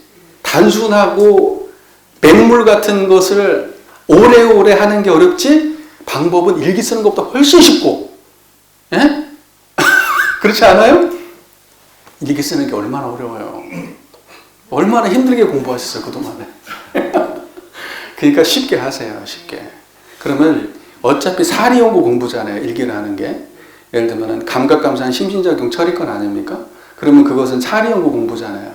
그러면 사리연구 공부 방법을 대종사님이 몇 가지를 밝혀주셨어요. 경전, 연불차단, 경전, 강연, 회화, 의두, 성리, 정기, 6개를 밝혀주셨네요. 그 6개의 방법 중에 어떤 걸 해도 되는 거예요. 회화를 해도 되고요. 경전 봐도 돼요. 꼭 일기의 방법만이 연구력을 키우는 건 아니에요. 무슨 말인지 아시겠죠? 네. 네, 질문 있어요? 네. 좋아하시. 예, 제가 우리 매일 개조하는 일상수행요법 1, 2, 3조 심지는 원래 요란함이 없건만은 그림이 없건만은 그런데 나중에 없게 함으로써 자성의 정을 돌리자 그렇게 했거든요. 세우자. 오늘 설법을 듣고 제가 조금 느껴본 것은 돌린다 어떤 상대를 돌리는 게 아니라 그냥 아까 말씀한 대로 청정법신물에 그리 기유한다. 그렇게 그렇죠. 생각하는 것은 어떨까요? 네, 맞습니다. 네. 그러니까 지금 보시면 우리가 이제 일상수행요법 얘기를 많이 하죠. 제가 이런 얘기 하면 저 싫어하는 사람 많을 거예요. 왜냐면 지금 현재 하고 있는 악경계다 공부, 온생취 공부에 대해서 굉장히 그 하늘처럼 떠받들고 계신 분들, 그것만이 공부라고 생각하시는 분들은 제가 이렇게 얘기하면 기분 굉장히 나쁠 거예요. 왜냐면 내가 지금 몇십 년을 그렇게 해왔는데 내 공부를 이렇게 무참하게 깔아뭉갠다고 생각하실지 모르겠어요. 그런데 정말 간절히 말씀드리는데 일상수행요법 1, 2, 3조는 원래 그 원류가 6조 해능대사의 어록에 나옵니다. 그대로 심지무난 자성정, 심지무치 자성해, 심지무비 자성계 이렇게 돼 있어요. 그래서 그 심지라고 하는 이야기가 딱딱딱 붙어 있어요. 그리고 그 다음에 자성정액이라는 말이 붙어 있어요. 그러면 6조 대사가 그 이야기하는 자성이라는 건 뭐냐? 지금 이거 청정하고 이거예요. 근데 이것은 자성이라고 하는 거는 그러면 정과 해와 개의 경지가 따로 있느냐? 따로 있으면 자성이 세 조각이게? 그럼 시작부터 개념이 틀린 거예요. 이 개념 정리를 해봐도 자성이라는 건 하나예요. 그런데 그 자성자리를 설명할 때 욕심이 많은 사람 할 때는 욕심 없다 그러고 욕심 없는 자리라고 하고 분별이 많은 사람한테는 분별 없는 자리라고 하고 어두운 사람한테는 밝은 자리라고 얘기하고 뭔 말인지 아시겠죠? 기울어진 사람한테는 평등한 자리라고 말하고 똑같은 한 자리인데 그걸 설명하는 방식이 그 사람마다의 병증에 따라 다르게 설명을 하는 거예요. 그런데 인간이 가진 인간이 가진 병증을 보통 크게 얘기하면 근원적으로 탐진치, 중생의 마음세계를 설명하는 탐진치, 탐이라고 하는 것은 무엇을 일으키느냐? 요란함. 지는 어리석음, 치는 탐진치, 치는 그름, 이걸 일으킨다 이렇게 보는 거예요. 그렇기 때문에 자성이라고 하는 것은 그런 인간의 욕망의 그 마음들을 해결한다. 한 자리가. 하지만 그러한 다양한 모습에 대별하기 위해서 자성 정해계를 말하는 거예요. 그런데 실제는 한 자리입니다. 네. 자, 그러면 대종사께서는 왜 그 말을 끌어와가지고 약간 말을 달리 심지는 원래 요란함이 없다. 이렇게 하면 끝나면 될 거를 정계를 따라 있어지나니 그 요란함을 얻게 하는 것으로서 자성의 정을 세우자. 왜 이렇게 하셨을까? 그 요란한 경계를 따라 있어지나니를 왜 넣었을까? 대종사께서 거기 내 안에다가 대종사께서는요, 저는 이렇게 개인적으로 생각해요. 불가에서는 주로 자성의 없는 자리 중심의 설명이에요. 그냥 싸그리다. 처음부터 끝까지 그냥 거의 대부분 내용이 자성이 없는 자리 설명이에요. 대종사께서는 절대 한쪽만 말하는 법이 없어요. 드러난 자리도 함께 말해. 그렇기 때문에 드러난 자리, 요란하고 어리석고 그럴 때 이렇게 해라 라고 구체성이 있는 본문을 거기 더 제시를 해주신 거예요. 그래서 자성의 정의계에다가 요란함, 어리석음, 그름이라고 하는 이야기를 더 붙여가지고 그 문장을 균형감 있게 만들어주신 것이지, 그러면 근본은 어디 있어요? 자성의 근본은 생각이 아니에요. 청정한 자리예요. 그러면 그 자리는 불생불멸입니까? 변하는 자리입니까? 변하지 않는 자리잖아. 그러면 요란할 때 변하면 불생불멸이 아니에요. 자성이 아니에요. 그러면 자성 공부예요. 1, 2, 3조는 자성 공부라고. 그러니까는 요란하고 어리석고 그럴 때 경계다. 요란하고 어리석고 그럴 때 자성의 정액이가 없다가, 자성이 요란하고 어리석고 그런 게 사라지고 나니까 자성의 정액을 회복했다. 이렇게 설명하면 돼요, 안 돼요? 이거 엉뚱한 설명이라고. 이렇게 설명하면 그러면 그 안에는 불생불멸의 설명이 있어요, 없어요? 없잖아요. 모든 걸 자성이라는 것도 생멸로 설명한 거잖아. 지금 자성을 생멸로 설명한 거잖아. 그렇게 하면 안 된다고. 그러니까 그 일상수행법 1, 2, 3조에 대한 그냥 기본적 수준의 이해가 틀린 거예요. 그게 그렇게 설명을 하면. 그러면 강조를 하는 건 좋은데 설명을 하려면 불생불멸한 자성의 정해계를 먼저 세우고, 이 자리는 절대 없어지지 않는 자리이니까 요란하고 어리석고 글러도 거기에 끌려가지 말고 원래의 자성 자리를 회복해라. 이렇게 해석을 해야지. 여기 잘줄 못하겠어요. 못해도 알아들 수 있어요. 네. 어설픈 해도 우리가 알아들 수 있어요. 아니 이렇게 경계를 닥칠 때 아직 이겨낼 힘이 제가 약해요. 알아차리기를 하는 것 같아요. 이게 경계구나. 이게 알아차리는 마음이 생겨가고 있거든요. 그러면서도 이제 마음을 어떻게 할지 마음을 알면서도 이렇게 그러더라고요. 뭐 지금 보세요. 그 말씀 속에 말씀만 놓고 보면은 경계가 있기 전에도 공부가 있어야 되는데 경계 있을 때만 공부한다면 일단은 그건 틀렸어요. 그러면 내가 경계에 있을 때 공부가 되려면 일상에서 돼야 돼요. 일상에서. 그러니까 일상에 경계 없다고, 그 경계라고 하는 일상은 순경입니다. 경계 없는 순간은 없어요. 근데 공부의 대상을 역경이라고 하는 거 하나만 지정해 놓고 지금 공부의 대상을 삼으니까 문제예요. 그러니까 공부하셔야 된다고. 지금은 공부를 예를 들면 100이면은 한 1000분의 1 정도밖에 안 하시는 거예요. 경계 상황이 하루 종일 몇 번이나 있어요. 24시간 동안. 아니. 역경. 예를 들면 내가 어떤 안 좋은 상황이 있는데 그때 머리에 떠오른단 말이에요. 재생됐어. 그 순간만 있잖아요, 경계가. 그럼 그 외에 나머지 시간대도 항상 끓입니까? 밥 먹을 때도 끓여요? 화장실 갈 때도 끓여요? 사람들 커피 마실 때도 끓여요? 그때 공부하시라고.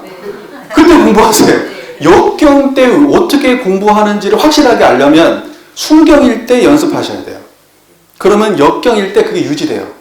그거 한두 번 유지해 보면 어느 순간에 일어나고 사라지는 놈들은 그냥 내가 붙잡지 않아요. 붙잡지 않으면 그놈들의 특징은 뭐예요? 붙잡지 않으면 사라진다. 무상한 놈들은 절대 내가 공부의 경계라고 붙잡아가지고 일기 쓰지 않는 이상은 금방 사라져. 근데 그걸 경계로 붙잡아서 일기로 쓰니까 끌고 가는 거예요, 그걸. 왜 그걸 끌고 다녀? 그래서 뭐라고 얘기하느냐? 내가 자꾸 이제 다른 종교 얘기해서 그렇지만은 선가에서 뭐라고 얘기하느냐? 경계를 보고 사는 것을 중생이라고 그러고 경계 아닌 걸 보고 사는 걸 부처라고 한다. 근데 중생은 지금 이 경계 중심 마음 공부라 그래요. 경계다 경계만 보고 살잖아. 계속 경계를 바꾸는 공부를 하고 있잖아요. 근데 경계다 해가지고 역경을 발견했는데 그 전에는 경계 없는 자리를 몰라. 그 전에는 순경이었거든. 그러니까 순경에서 역경에서 다시 순경으로 간 것이지 경계만 왔다 갔다 했지 경계 없는 자리는 못 보고 하는 거예요. 그러니까 공부가 없는 거예요. 수십 년을 해도. 그릇이 커지는 게 아니에요. 경계 보는 능력만 커지는 거지. 경계를 처리하는 능력은 경계를 보는 시간을 많이 가진다고 되는 게 아니고 경계가 없는 자리를 많이 봐야 경계를 벗어날 수 있는 거예요. 그게 상식이에요. 그냥 원래 공부에서는 상식이에요. 그게. 그래서 견성 안 하면은 참다운 공부가 안 된다고 하는 거예요. 성품 자리를 못 보면. 뭔 말인지 아시겠죠? 그러니까 청정하셔 일상에서. 아주 우수한 질문자였어요. 저도 저는 그래요. 축하해요. 저는 기도를 하기는 하는데 항상 쫓기는 마음이에요. 바쁘시대요. 쫓기는 마음, 기도를. 일상이 바쁘대요. 네, 그리고 간절한 기도가 안 나와요. 그래서 기도가 왜 그럴까요? 자, 보세요. 잘 정리해 보시게요. 지금 그 말씀을. 간절하다. 생멸법입니까? 불생분멸법입니까? 그러면 간절함이 본질이 아니에요. 기도의 본질은 아까 얘기했죠. 천지, 부모, 동포, 법률이 하감하고 응감하는 그 자리, 그게 기도의 본질이잖아요. 신앙의 대상 자리. 그런데 초조하다, 간절하다, 생멸법이죠. 간절하면 24시간 유지할 수 있어요? 안 되잖아요. 생멸법이니까 내가 붙잡을 때만 잠깐 일어났다가 잠깐 딴 생각 들면 간절함은 사라지고 없어요. 걔는 원래 그런 거예요. 간절함은. 그러니까 간절함을 붙잡지 마세요. 그 놈은 원래 사라지는 놈이니까. 그러면 기도할 때 뭐만 하시면 돼요? 청정한 마음을 만나셔야죠. 자, 예를 들면 내가 지금 그리고 조급해, 기도할 때. 그러면 조급한 마음으로 기도하면 기도하고 있는 거예요? 안 하고 있는 거예요? 조급한 마음은 부처님이에요? 아니에요? 아니에요. 아니잖아요. 조급한 마음은 중생심이지 부처님이 아니야. 네. 조급한 마음 없애는 것이 그것이 기도지. 조급한 마음으로 앉아가지고 해주세요 하면은 그건 그냥 중생심만 그냥 계속 바라고 있는 거고 실제 부처님을 만나는 일이 아니잖아요. 그러니까 조급한 마음을 만난다고 하면 내가 온전한 기도가 아니구나. 다시 청정한 자리를 만나야 되는구나. 그러니까 조급한 마음이 일어나면 청정하고, 그 다음에 간절한 마음이 일어나면 청정하고. 보세요. 왜 간절한 마음이 일어나지 않지? 간절한 마음을 구하기 때문에 간절한 마음이 일어나지 않으니까 그것 때문에 번뇌를 끓이고 계시잖아요. 자, 이렇게 되니까 문제예요. 깨달음도 구하면 병이 돼요. 근데 하물며 간절함이라고 하는 것이 얼마나 좋은 것처럼 보이시겠지만 그걸 구하면 다시 병이 되는 거예요. 그러니까 일원상짜리로 돌아가셔야 돼요. 그래야 그 문제가 해결됩니다. 자, 김인훈님 질문하세요.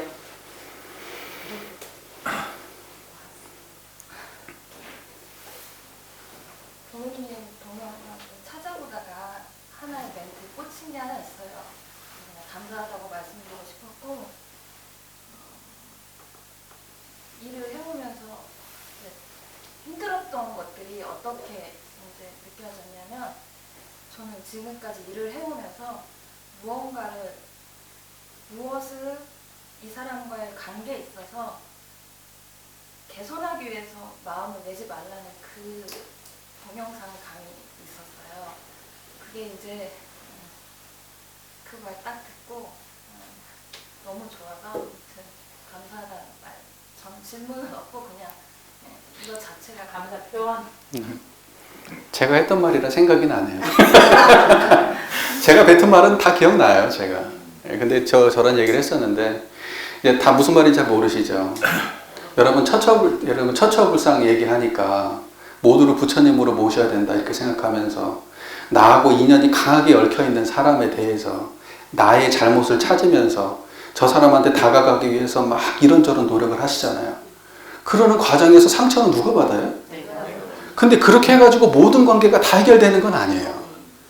해결되지 않는 거를 해결하려고 몸부림을 치는 거는 마치 자기 욕망을 향해서 타오르는 불을 향해서 미친 듯이 불 속으로 뛰어드는 불나방에 하는 짓하고 똑같은 거예요. 그럼 그때 어떻게 해야 됩니까? 관계가 틀어졌어요. 심각하게 틀어졌어요. 생각해 보세요. 내가 그것 때문에 괴롭잖아요. 그러니까 그때는 어떻게 해야 됩니까? 청정하면 돼요. 그래서 계속 청정함을 유지하세요. 이 사람하고의 관계를 해결하는 게 문제가 아니에요. 내가 이 사람하고 관계를 일시적으로 회복됐다고 해도 그것이 영원히 지속된다는 보장이 있어요? 없어요? 없어요. 그게 현실이야. 그동안 오래 사셨잖아요. 사람 바뀌어요, 그렇게 쉽게? 안 바뀌어요. 내가 원하는 대로? 안 돼요. 그러면 뭐 할 수 있는데요, 여러분이? 오직 부처님께 의지하세요. 계속 그렇게 하다 보면 자유를 얻게 돼요. 자유를 얻게 되면 저 사람과의 관계를 해결하려고 몸부림치지 안 하는. 않아요. 그렇게 되면 내가 벗어나게 됩니다. 네. 이렇게 해결하세요. 질문 있어요. 네. 한서연님 질문. 그다음에 한기성님 질문. 네, 공부하면서 우리가 흔히 이제 교무님도 그렇게 말씀하시고 부처가 되자 하시잖아요. 그게 바로 부처행을 하자는 거잖아요. 부처행을 해서 그 지금 교무님이 말씀하신 그 청정한 자리를 경계에 있을 때, 경계에 끌릴 때 그 자리를 확인해 보는 거잖아요. 제가 어떠한 마음이 요란할 때 부처가 되자 하는 것도 그 행을 하자는 거죠. 행을 하자고 그 자리를 확인하자는 거죠. 내가 원래 전에는 원래 제가 부처인데 교무님들 수업 가실 때 내가 원래 부처라고 했는데 왜 자꾸 부처가 되자고 하지 그랬어요. 근데 공부를 조금 저기 하다 보니까 그게 그 말씀이 그 자리 그 저기 본성 자리 자성 자리를 확인하는 거구나 그렇게 생각을 하고 그렇게 하고 그런 행을 하려고 하는 게 그게 지금 제가 제대로 하고 있는 건가 그 부처가 되자고 하는 그런 소리를 제가 항상 머릿속에 요즘 저기 하고 있는데 오늘 더 이제 교무님 말씀드리니까 청정한 그 자리를 항상 이렇게 제가 자성자리, 본성자리 우리 교무님이 계속 말씀해 오신 그 자리를 확인하려고 하는 노력을 하고 있습니다. 이제 보통 우리가 부처에 대한 이미지를 가지고 있는데 그 부처에 대한 이미지는 모두 부처에 대한 상이에요. 그러니까 부처에 대한 형상입니다. 근데 그게 우리를 옥죄해요. 우리를 부자유하게 만들어. 특정한 모습에 우리의 행위를 가둡니다. 우리의 생각과 우리의 느낌과 감정과 판단들을.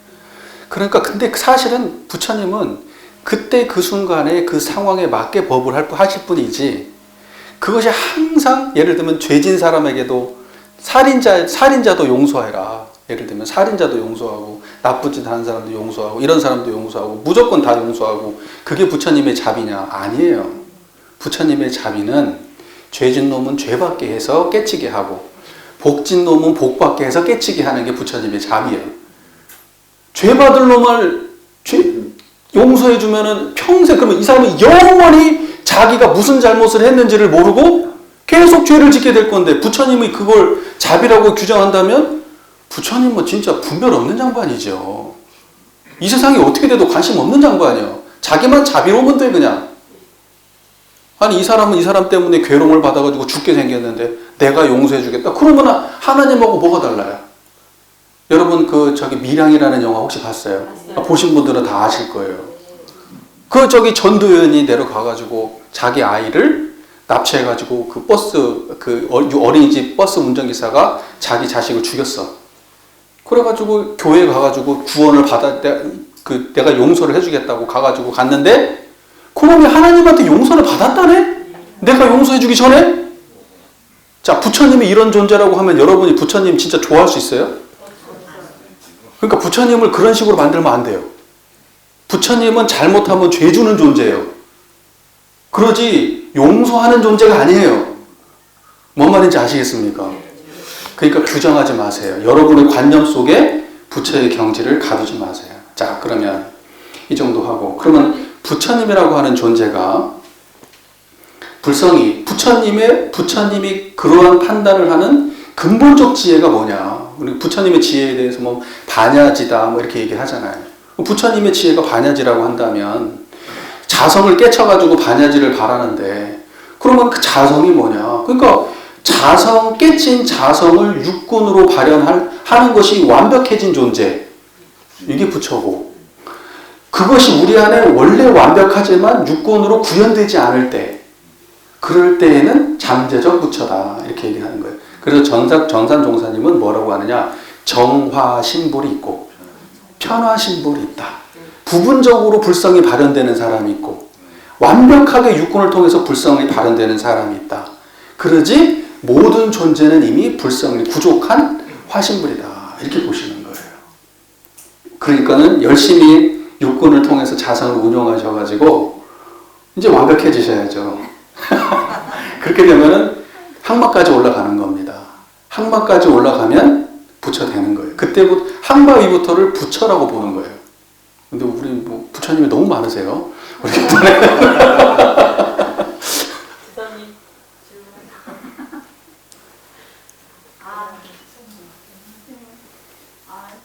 저는 사실 방금 얘기하신 부분에서 마음의 자유를 얻어야 된다고 얘기하셨는데, 사실 이제 사람과의 관계에서 제가 자유로워졌어요. 아까 틀어진 관계를 제가 이게 여기까지인가 보다 라고 생각하고 저는 스스로 자유로워져서 저는 되게 편안하거든요. 근데 옆에 있는 사람들은, 제 옆에 있는 짝꿍이랑은 저한테 계속 너가 원불교인이니까 뭐 자비를 베풀든 아니면 뭐 이렇게 마음을 열어서 다 이게 그 잘못되는 것도 네가 받아야 되는 거 아니냐, 너 원불교인이잖아, 이렇게 자꾸 얘기를 하는 거예요. 그래서 아니 그건 아닌 것 같아. 제가 그건 아닌 것 같고, 그거는 당신 마음이고, 그 당신 마음은 당신 마음이 알아서 해결하시고, 저는 제 마음으로 저는 편안하고 이 상태가 옳고 좋은 거라고 생각해요. 그럼 당신이 해결하세요. 제가 이렇게 말을 했는데, 제가 이게 잘한 건가 못한 건가를 잘 모르겠어요. 사실은. 못한 거지. 못한 건가요? 왜 못한 거지? 공부한다는 거는 다른 사람 마음은 다른 사람 거니까 나는 무관한 거야 라고 말하면 안 돼요. 그거는 감정이 없는 사람이지. 나하고 무관한 어딘가에서 누군가가 다쳐도, 누군가가 죽어도 그게 마음에 쓰라려야 돼요. 그런데 중요한 거는 뭐냐면, 내 마음이 청정한 자리에서 그 양면, 내가 저 사람을 생각하는 마음과 저 사람이 아파하는 마음이 동시에 드러나도 나의 자성을 떠나지 않는 연습을 꾸준히 하시면 그 안에 길이 있어요. 길이. 그런데 한쪽을 버리는 방식으로 네 마음은 네 거고 내 마음은 내 거야. 공부 아니지 그게. 예를 들면은 둘이 관계가 되게 안 좋아. 근데 거기 제가 저 사람을 개선을 하기 위해서 막 죽도록 노력을 안 했지만 내가 청정한 자리를 계속 챙겼어요. 그래서 내가 이 고통으로부터 어느 정도 자유를 얻었어요. 그러면 뭐가 보일까요? 내 고통이 보일까요? 그 사람의 고통이 보일까요? 자, 그렇게 흘러가야 자비가 나오는 거예요. 부처님이 자기의 문제를 확실하게 해석하고 해결하고 자기가 청정한 삶이 자기 삶의 중심이 되면, 청정한 자리는 어떤 지혜가 있느냐? 중생의 고통이 담겨요. 거기에. 중생의 고통이 담기지 않는 청정한 마음은 아무것도 아니에요. 뭔 말인지 이해가 되십니까? 세상에 대종사께서 특징이 뭔지 아세요? 모든 성자들은 깨치고 난 다음에 세상 문제에 무관심하지 않았어요. 세상 문제에 무관심하지 않았어요. 석가모니 부처님이 깨치고 난 이후에 사성제 계급에 대한 비판을 가하셨고, 대종사께서는 예수님은 당신이 하나님의 그 자녀가 된 뒤에는 율법주의나 형식주의라고 하는 것을 용납하지 않았어요. 대종사님께서 깨달음을 얻고 난 다음에는 무슨 행동을 하셨나요? 자고 혼자 잘 먹고 잘 살자 이러셨나요? 그 주변에 가까운 사람의 고통부터 해결하셨어요. 깨달은 사람이 자기의 행위가 고통스러움과 무관하게 나온다면, 자기 혼자 행복하다면 그건 우리 인류에 아무 혜택이 되지 않는 아주 소승적이고 이기적 깨달음이에요. 그런데 문제는 내가 이미 청정한 자리를 확인하고 흔들리지 않는 힘이 있을 때만 중생을 향해 손을 뻗을 수 있는 겁니다. 내가 흔들리면 뻗으려고 폼 잡다가 쓸려가요, 같이. 그러니까 먼저 해야 될 건 분명해요. 먼저 해야 될 건 내가 부처님을 모시고 수행길을 분명하게 가는 것. 이건 먼저 해야 돼. 그 이후에는 내가한테 힘들어했던 사람들을 다 쓸어 안아야 돼요. 왜? 내가 흔들리지 않으니까. 치심이 없어. 내가 사과하는 게 자존심 상하지 않거든. 그 이후에는. 저 사람의 고통이 더 걱정되거든요. 여러분 자식하고 싸우고 난 다음에 자식이 고통스러워하면 그냥 저놈이 잘못하고 잘하고를 떠나서 저놈 고통을 해결해줘야 되겠다 생각 들지 않아요? 그렇게 나가야 되잖아요. 사람의 고통을 단절시키는 거는 내 마음이 힘이 없다는 증거고 내가 이기적이라는 증거고 그러니까 공부는 반드시 이타적으로 나가야 돼요. 힘을 갖추면 그렇게 되게 돼 있어요. 모든 성자가 다 그러한 삶을 사셨습니다. 여러분 법마 상정급 승급초항 이런 말이 있어요. 무관사에 동하지 않으며 사람들은 무관사에 동하지 않는다고 해석하니까 나와 무관한 일에 대해서는 간섭하지 않고 신경 쓰지 않는다 이렇게 해석을 해요. 무관사에 동하지 않는다는 얘기는 그 얘기가 아니에요. 그러면 세상에 법마 상정급이나 되는 양반이 항마를 눈앞에 두고 있는 양반이 이기적인 사람이라는 얘기예요. 그런 해석은 그건 말도 안 되는 해석이에요. 근데 보편적으로 많은 사람들이 무관사에 동하지 않는다는 얘기를 그렇게 해석을 해요. 나와 무관한 일에 신경 쓰지 않고 끌려다니지 않는다. 여러분과 무관하지 않은 일은 없어요. 모든 건 여러분이 인식하는 모든 문제는 여러분과 무관한 일이 없어요. 나의 생각과 나의 판단과 나의 감정이 옆 사람과 무관하게 일어납니까? 아니잖아요. 아니잖아요. 무관한 거 없어요. 그러면 그때의 무관사에 동하지 않는다는 건 뭐냐? 청정한 이 자리를 말하는 거예요. 청정한 이 자리가 욕망에 동합니까? 다른 사람이 욕한다고 움직입니까? 자성자리를 표현할 때 무관사에 동하지 않는다고 말하는 거예요. 그래서 법마 상정급 정도 되면 무관사에 동하지 않아요. 왜? 자성의 힘이 빵빵하니까요. 뭔 말인지 이해가 되죠? 그러지 남들에게 무관심하다는 뜻이 아니에요. 자성이 깨지지 않는다. 외부의 경계로부터 자성이 침범받고 요란해지지 않는다. 이런 말이에요. 마지막 한 분만 더 받겠습니다. 연타원님, 이지연님 질문하세요. 우리 경우님이 그냥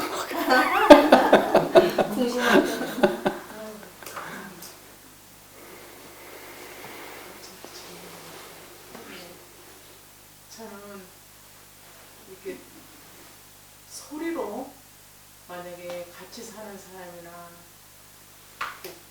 주변에서 소리로 들었을 때 욱하는 소리를 들었을 때 그 소리가 소리일 뿐이야 그렇게 마음으로 이제 중심을 청정한 마음에서 바라보고 있지만 그게 사라지는 마음이 오래 가는 걸 좀 느낄 때가 많이 있어요.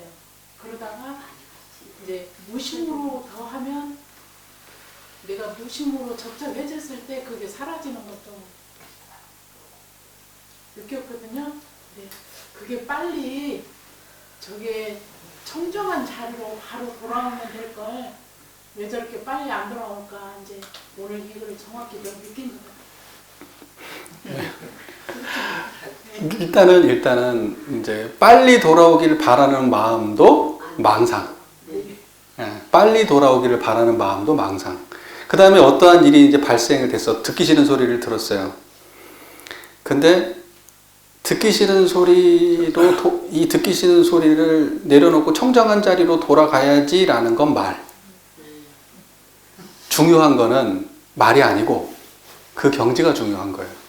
그래서 사람들한테 제가 얘기할 때 공부 많이 하시는 분들은 속으로 셀프 토킹을 많이 해. 혼자 속 얘기를 많이 한다고요. 그래가지고 공부 꽤나 하시는 분이 꼭 이래. 어떤 경제가 부딪혔어. 그러면 속으로 내가 공부인이니까 이 공부는 이렇게 해야 되고 공부를 이렇게 해서 이렇게 하고 저 사람은 이런 거고 하면서 속으로 막 생각하네. 그렇게 하면 돼요? 안 돼요? 안 되지. 끌려다니고 있는 거잖아요 지금. 사건이 발생되면 그냥 있는 그대로 내버려 두는 거예요. 가만히. 말을 하는 게 아니에요. 말을 안 하는 버릇을 들이셔야 돼요. 말은 전부 다 번뇌예요. 여러분 걸어가면서 속으로 말하잖아요. 혼자.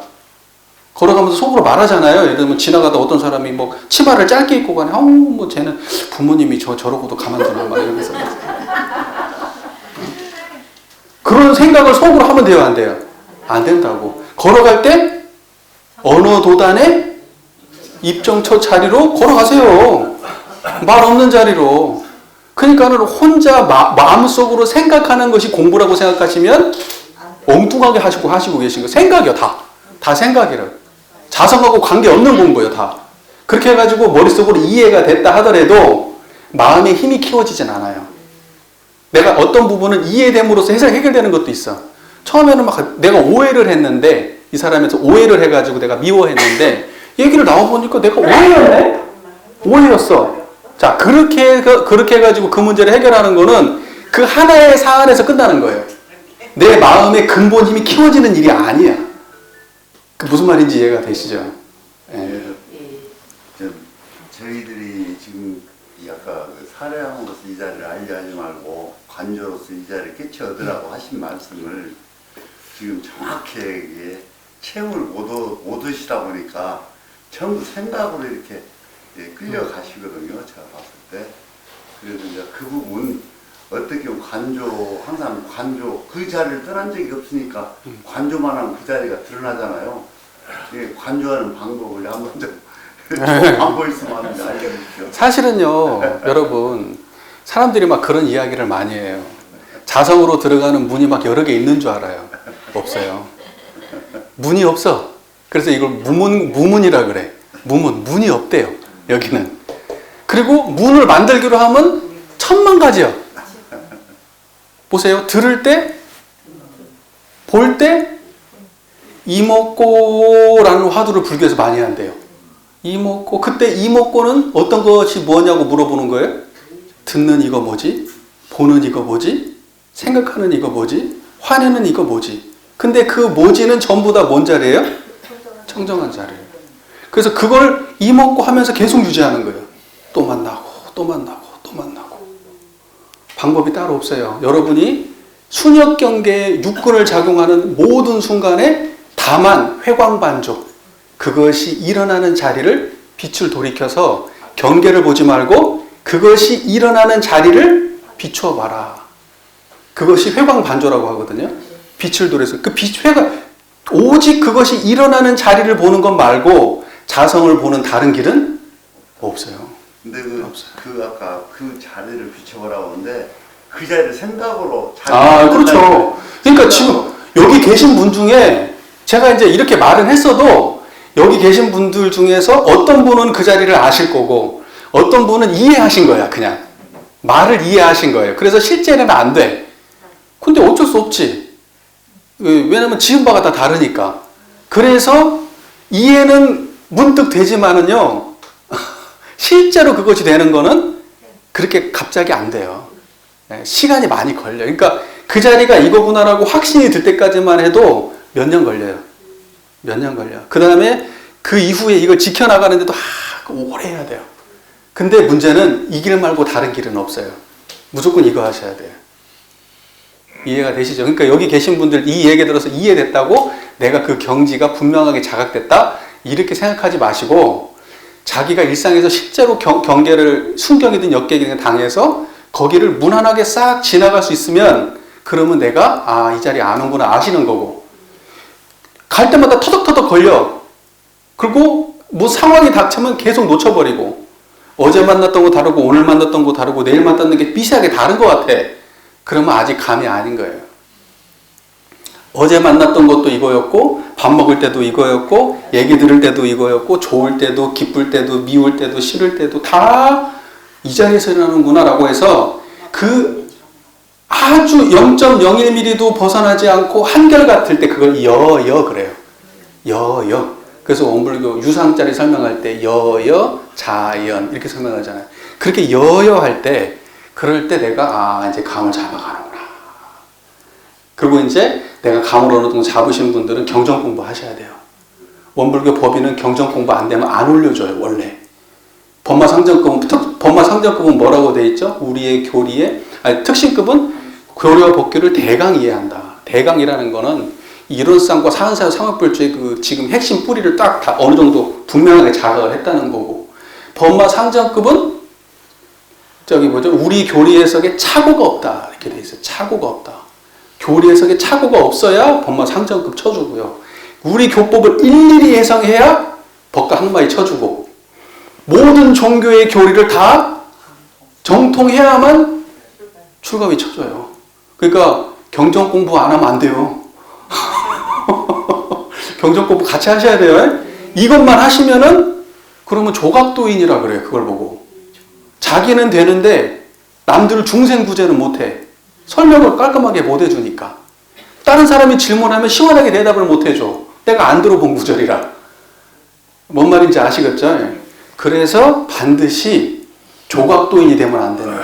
수양만 한다든지 연구만 한다든지 취사만 한다든지. 대종사님은 사막을 편수하는 걸 제일 싫어하셨어요. 예, 본문 찾아보세요. 대종사님이 비판하는 것 중에 제일 큰 게 편수예요. 편수. 어떤 거 하나만 올인하는 거. 근데 교도님들이 대부분 뭐라 하냐, 현실에서 취사 잘하는 게 중요하다고 그러면서 경전 공부 안 해. 경전 공부 안 한다고. 경전 공부를 안 하니까 수준이 안 올라가는 거예요. 경전 공부를 해야지. 네, 감사합니다. 오늘은 시간 여기까지만 진행하겠습니다.